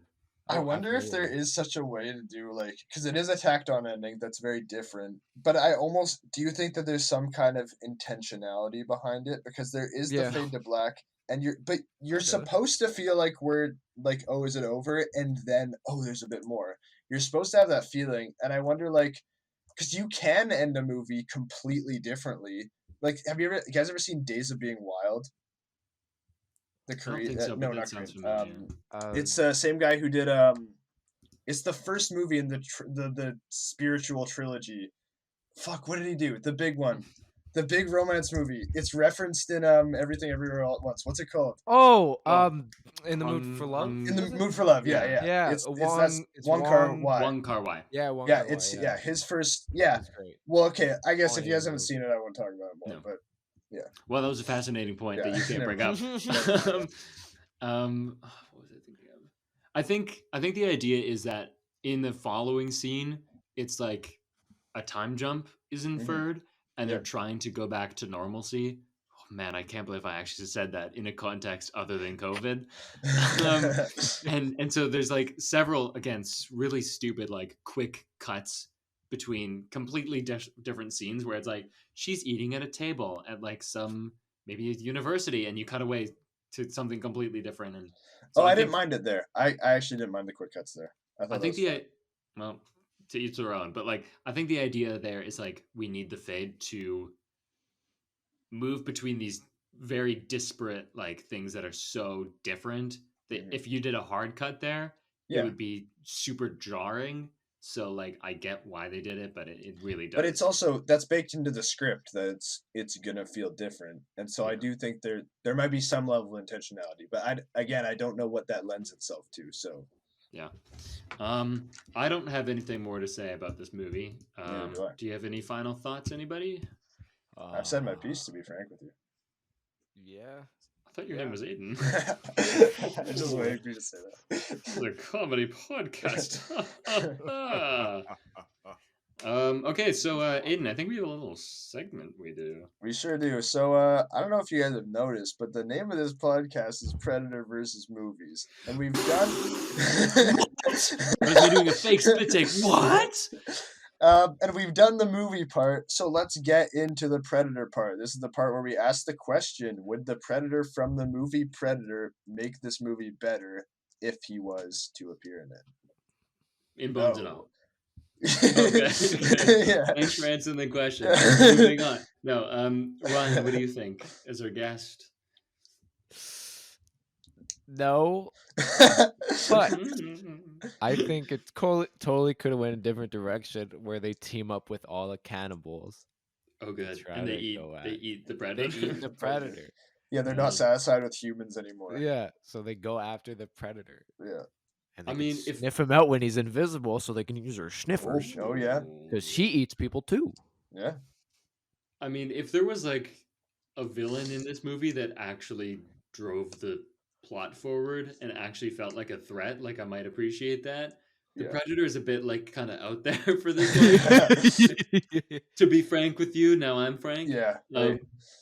But like, I think if either Michael Stuhlbarg or Sully were more like the Predator, I think they could take notes from the Predator. Yeah. To be frank, no, I think that added layer here, of tension would have made this. You can have Frank back. Sorry, Aidan. Sorry, what were you gonna say? As Frank? Sorry, Frank. Well, just speaking as Frank now. Yeah, I think that like an added layer of tension through the movie would have been better. Yeah. Which just totally off track, but it's kind of weird with Luca since they needed a predator. Why they didn't just cast Arnie Hammer? Yeah, they do. Yeah. They do have him right there. To be fair. Okay, I have to take this name tag away for you. You're not Frank anymore. Just Aidan. It's too confusing for the audience. Okay. And this is a terrible bit. So we have another segment. No more Predator versus movies. New segment. We're at Predator's Picks, and Peter's not here today. Forgot to mention, Peter's not here today, by the way, in case you didn't notice. Oh. Actually, he wasn't just sitting here silently. Peter just says something now. Now is my time. Yeah. So we got some Predator's Picks, which is basically our segment where we recommend what we've been watching, listening, reading, any kind of media. Yeah. What have you been consuming? I hate that word, in the past week. So as our guest... so, as our guest, Ryan, you may begin the segment. What are your consuming bones and all? Oh, wow! It's like the movie. So, Ryan, you can start off the segment. What have you been? What's your Predator's Picks? Yeah. So there's been a lot I've been watching this week. I've actually been to I've seen 5 films in 4 days, all in the theater. Just fuck. What the fuck? Holy shit! Because there's just so much shit that's coming out, and I have to drive 40 minutes to the nearest theater too. So that's great. But I do stay at like my grandpa's sometimes too, and it just works out better. It's 5 minutes. But anyways, I started off. We'll just go for the week. I started off watching like a lot of the early Spielberg stuff, like that I haven't seen yet. So I saw like his short film Amelin.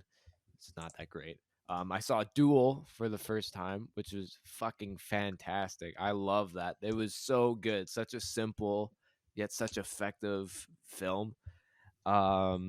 Something Evil was bad, Savage was bad, and then I watched The Sugarland Express, which was his first like full-on feature film because Duel was a TV movie. The Sugarland Express was great. Love that. Such good characters. It's just such a fun story. And then I saw The Color Purple. It's fine. It could have been a lot better. Sorry. Oh, it's all good. It just confused me. It's kind of weird that of any director, Spielberg is the one who does The Color Purple, seeing as that's a movie about, like, that's the thing. It just doesn't slavery, work with right? him. Yeah, like I've seen this. I've seen the stage musical, and it's a weird choice that they would have, Yeah, I think I can't remember the producer, Quincy Jones. He wanted Spielberg so bad to direct it, and Spielberg was like, "Yeah, I don't know if I can do it." He's like, "Do it, okay, fine." So okay, Quincy, Jones boy. But yeah, and it was okay. But then I saw The Menu, which was okay. Like it was fun. Yes, it was fun. It was a lot of fun. I should have had Ryan on the podcast last week to back me up. Well, I was someone had backup for this one too. I wasn't the big. I wasn't like, dude, The Menu is the greatest movie ever. Aiden, you missed a joke. Say it again, Ryan. I was a big outcast in this one. I wish I had someone else to help me. Oh, that's not what you said. I thought you said I was feeling a little backed up myself. Oh, I didn't even think about it. Which is much funnier. Yeah. I had to take a big poop at the pooper duper. Yeah. That's not where funny. Where were we? We're a serious podcast. We were talking about Spielberg movies. Oh no, The Menu. You watched The Menu. You thought it was okay. It was fine. It was fun. Like I enjoyed myself. I guess I do a spoiler since you guys did a review on this already. Sure, spoilers. The ending was fucking stupid. Like the whole s'more thing, I did not like at all. I actually enjoyed that bit. I like that. It's just like, oh, hey, guess what, guys? We're gonna be A24 film. It just set everything on fire. Yay! You know what? It was already going for that. Like, I know it's not actually A24, but like it was. I didn't like it's not going for the A24 thing. Okay, not like the big fire at the end. It's like, dude, A24 doesn't have patterns on fire. I know, but it's like the fucking, and stylistically, like, everyone's it's also like, not A24. Okay, not stylistic. Okay, A24 didn't do Midsummer, did it? Yes, yeah, they did. Oh, it did. Okay, so it's Midsummer. It's the ending of Midsummer, right? Where no, the it's thing just is on fire. fire. That's what I mean. You can't just say like, no, I'm not something saying just on fire but is. Everyone is accepting their doom just out of nowhere. They just have a total character switch. No one's accepting their doom in Midsummer. Yes, they are. They're like, oh, no, he's paralyzed in a bear. He can't do shit. He's not accepting anything. No. Oh my God, anyway, they're different but similar. It's like a parody of A24. It's not actually trying to be A24. I feel but like it's emulating it. Maybe I haven't seen enough A24 films. I'm sorry, but that's how I felt about it. Anyways, were you? It was. Who is this? I have no idea. I'm trying to do this the Joker? I don't know which one if it is. Joker meets. I am the Greta Gerwig Joker. You see? No, it's Timothy Chalamet. Okay, let's stop this. Okay. Any other Predator picks? Yeah, I saw.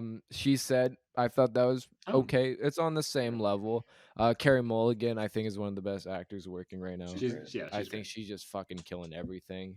I saw a Spielberg documentary just before I saw The Fabelmans. The Spielberg documentary was fine. Didn't touch on everything I wanted it to, but it worked. The Fabelmans, I thought was like, I love it, but it's not good. Like, it's not like a great film, but I loved it so much. Like, it's so cheesy. It's like corny and pretty over the top. But like I was crying in like the first 15-20 minutes, not because anything was sad, but because it's a big film guy movie, right? It is. Yeah. It is. And it's like anyone who likes directing, it's just like, fuck. It works so well. Sorry, Alex, go ahead. I haven't seen it yet. Okay. I have a prediction that based on your description, The Fabelmans is the Avengers Endgame of Spielberg movies. Would that be an accurate assessment? Like That's what that's a vibe I'm getting. So Like- it's not a perfect movie standalone, but it's kind of like a season finale. It's like a good wrapping up culmination of all that came before. And it's emotional and people love it, even though standalone again, it's not a perfect film. Also, there's a scene where all of the characters from Spielberg's movie yeah, step out of E.T. a comes portal. in. Yeah, Yeah. no. I bet that's an insane moment. Oh, absolutely. Spoiler. Boo. No. He's so lazy with the finger guns. Pew, yeah, whatever. Yeah, I was spoiler, waiting for it and he pew, didn't do yeah. it. No, that kind of. I think it kind of is like that. Like, you don't have to see any Spielberg movie beforehand. I think you just gotta appreciate like trying to go out there and make a film. And like if you can, like if you've ever done that, I think you definitely can connect to this. That I can. Yeah, I think so. Yeah, I've made a film or two. No, it was really great. Yeah, and I teared up multiple times, even though like it's not that good of a movie. A lot of the acting is pretty dumb, and Seth Rogen being in it is just. Oh my god, I forgot he's in that. Yeah, like he doesn't do a bad job, but every time he comes on screen, it's like, oh, hi Seth, how are you? I have to say, like the casting is kind of weird. Paul Dano It is is his dad. really weird. I like Paul. What's her name? I can't. I have the name. The in Carrie my head. Mulligan lookalike, Michelle Williams. Yeah. So is that all your Predators Almost. picks? Anything else? Sorry, Almost. I know this Jesus is long. Christ. I've saw a lot this week. You asked for a week's worth. I'll speed through this, and then I saw Bones and All. I was gonna see Pinocchio right after, but I just felt so ill after, so I didn't watch.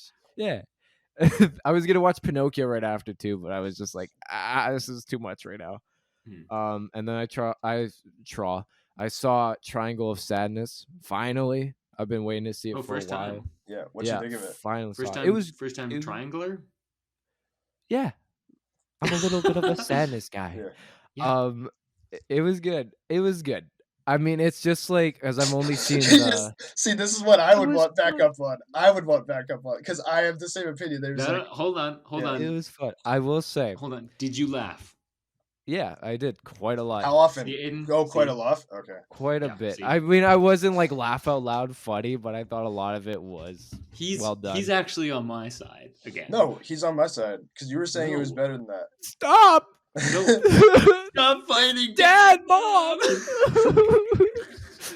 No. No, it was really good. I felt like, just like, because I haven't seen Force Maguire, however you say it. I know that's not how you pronounce it. Force Majeure. No, Force Majeure. I was kidding. Force Majeure. Is that the sequel to Jerry Maguire? Was in it, yeah.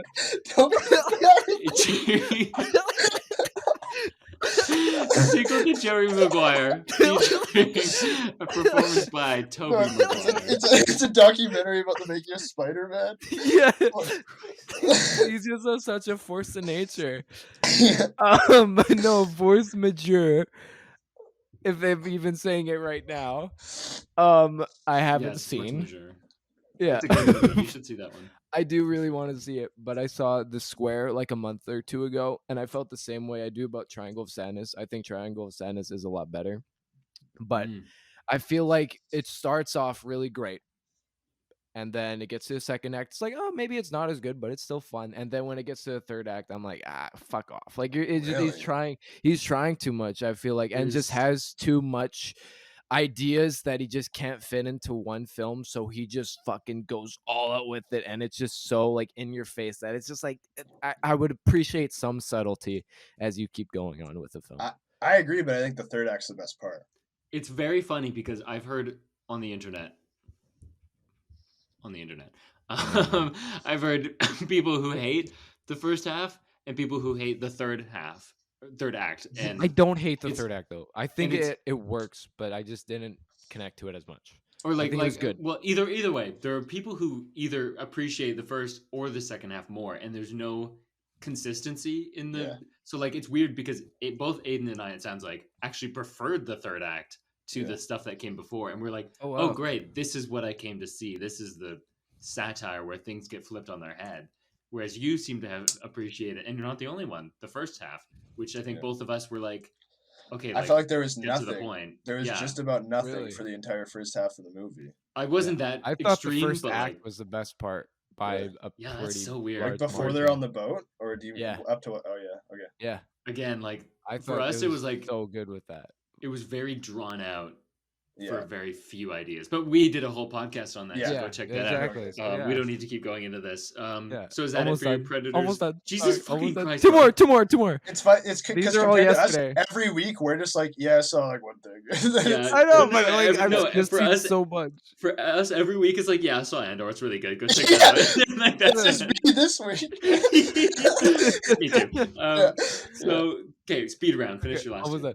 Okay, I saw the Guardians of the Galaxy Holiday Special yesterday. Okay. I haven't I didn't seen like it. Oh my It's God. just Okay. I'm not a big Marvel guy. I should have said Sure. that during the Marvel's corner, Mhm. but it's just It just doesn't do anything for me. It's somewhat if funny, you're not but if you're not a Marvel guy, I don't think it's gonna.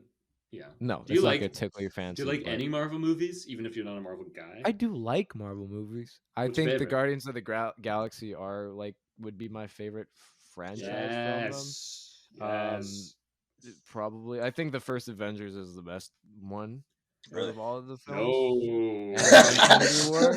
Bad take. Okay, we can't go into them that much. Yeah. Anyways. And then I saw one. after that I saw the Glass Onion, which I didn't mention before. Okay. The Among Us movie, and it's not as good as the first one. It's so much more comedic. Okay. I don't know why I said that weird.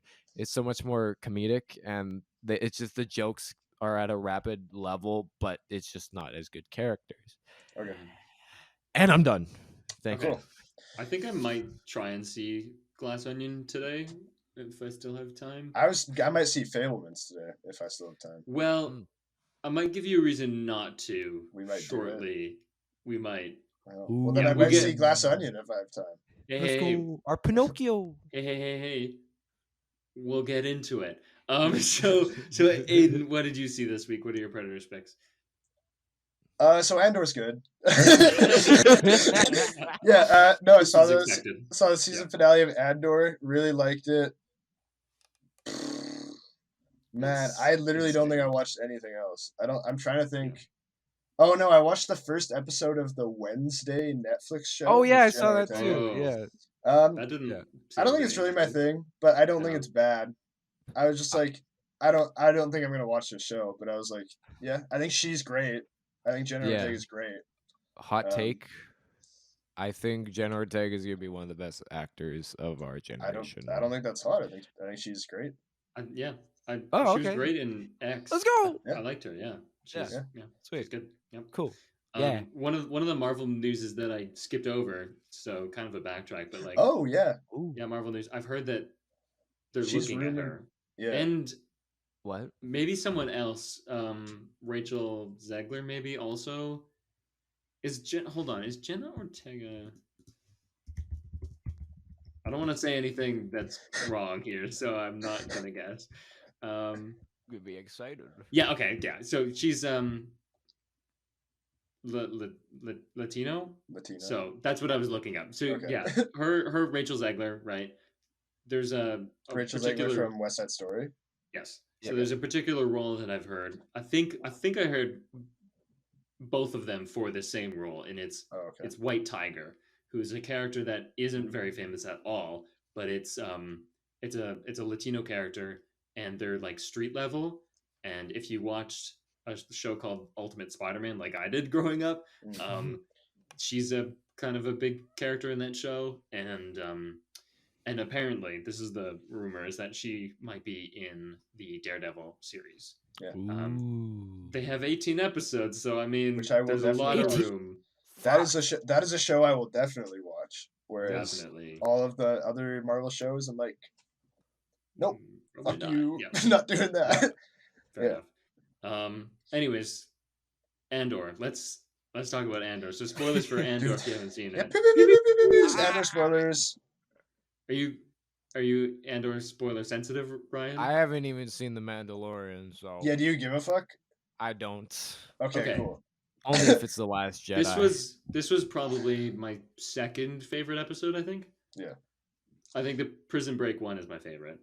And then this one almost achieved that same hype level for me. Dude, this one was sick. When the speech is going on and like the reaction to the kid who made the bomb, when you see his face, oh my god, it's so good. And hearing the guy from earlier who died, the communist guy, like his his manifesto. Yeah. Oh my god. Dude, it's so good. This show. Yeah. And like I love how it's never like never a clear victory, but it's just the spirit of like rebellion that like it's so good. And Cyril saving Deidre. Yeah. Yeah. Man. That's good stuff. I can't believe we have to wait 2 years for the next season, and that it was gonna be 5 full seasons, and now it's only 2. Man, that makes me so mad. Like I get it. Diego Luna didn't want to be beholden for like 7 years to Star Wars, which before seeing what Andor was a very good call to make. I think to not be like Obi-Wan, yeah, exactly. Imagine being stuck with like, I don't know, what if you were cast in The Force Awakens, for example, and then being like, oh fuck, I have to do this, Yeah, so like that's sad, and I feel like there's a chance that we get into like House of the Dragon season 1 territory where it's just like constant time jumping means I can't really get into the story. So it runs the risk of doing that, but we'll see. Should we ask the question really quick? Do you think Andor is the best Star Wars? Oh, I thought you were gonna ask if Predator should have been in Andor, and I was like, no, what? No. Even in the Star Wars Alien show, like no. I mean, actually he probably would fit better there than in anything we've ever done so far, but it's the best. I think it is too. Like it's the most consistent. It's better. I think it's better than all the movies, and I think it's definitely better than all the shows. And okay, if people are listening and they haven't seen Andor and they're like, yeah, I'm not really a Star Wars guy. I don't really like Star Wars. I've never even seen a Star Wars in it before. Yeah, I know that's you, Ryan. Like literally, you don't need to watch Star Wars to like this. It's a show. It's a regular show that the Star Wars is the setting, but it's not the point. And there's no like lore that you need to know going into it. Just literally like Empire bad, and that's so clear from the beginning. Like you don't need to know anything. It sets up its world perfectly. Yeah, it's great. If you haven't seen Star Wars, doesn't matter. Go see this show. It's fantastic. It's great. I think it's the best show this year. Yeah, I didn't watch. I'm trying to think of what else I even watched. I haven't seen a whole lot of shows this year, to be honest. But like because I'm just thinking like I just watched like shitty Marvel. Like, what did I even watch? like cool. Well, obviously, it's the best Disney Plus original thing. What did you say was cool, right? She-Hulk. Oh yeah, She-Hulk was cool. You're right. That was it. It wasn't Andor cool, but we did like it. I think we reviewed it. We gave it positive reviews. Yeah. So okay, so you finished your Predators picks. Yeah. So that was mine, and I'm still watching Barry. The show is fucking crazy. Show. Banger show, yeah. Great show. Yeah, I'm in season 3 now, and I'm getting towards the end, and season 3 is like so crazy. Like it takes that dark turn where like it feels so different from the first 2 seasons, and it's crazy.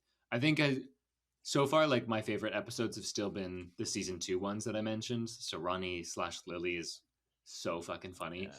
And there was one shortly after that one that I thought was also really funny. But anyways, it's a great show. It's crazy. It's made very well. Bill Hader is like... I've heard he directs the shit out of it. Yeah, he's super into film. Like he's a film guy. He did like a Criterion Collection Closet picks. Oh, have you really? seen those YouTube videos? Yeah. I have. Like, I didn't know he made one. He's like he did the thing wearing a house shirt, like house. Yeah, like he's super into film, and like he wanted to be a director originally before he got into acting and comedy. Oh wow! Apparently, yeah, and he used to work as a set PA. I heard. So that's all very interesting things. Anyways, so Yeah. Oh, that So- actually kind of, since you mentioned, sorry to fucking sidetrack, but the Criterion closet picks, Kate Blanchett and Take Todd a step Field. away from the mic. Jesus Christ. Oh, is it that loud? Yeah. My mic's just been fucked recently. I don't know why. I've never had problems with this. But sorry, Kate Blanchett Blake and Todd. Kenchett. Yep. And I did the same thing literally yesterday. Todd Field, Yep. the director of Yep. Tar. Great Yep. film. Great film. We did a pod on that actually too. Yeah, well, yeah. How many times can we say we actually did a pod on that? Yeah. Have you guys seen After Sun? Yeah, we actually did a pod on that. Yeah, we did a pod on that. Oh, Actually, wow. yeah. Dude, we were actually in the theater with some third guy, and it was like, Yeah, it's gross. Yeah. Imagine seeing it with Tar too. Okay, let's wrap this up. Come on. Sorry, Okay, sorry. Anyways, Man. yes. What was I saying? Oh, yeah. So it's just a fun little thing I saw. Kate Blanchett recommended My Winnipeg.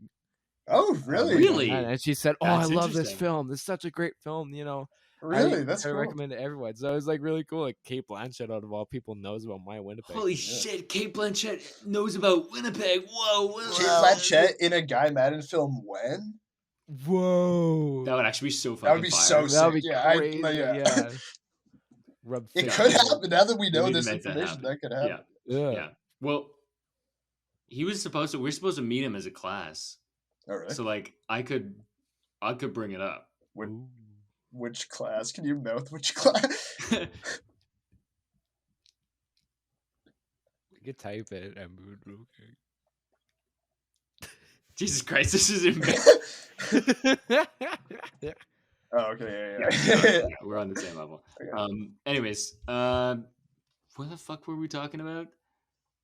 Blake, Guy Kenchett, Guy Madden, and yeah, fucking let's just end this fucking Yeah, podcast. We've been like Okay, what's trailing off our into- Twitter? What's our Twitter? Yeah, our Twitter is at Predator V Movies. It's also our Instagram. Go check that out.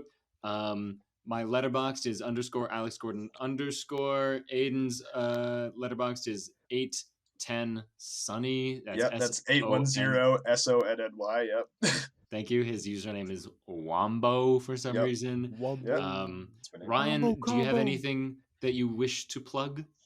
Sure. I'll plug my letterbox. RYOU. Simple as that. That's my letterbox.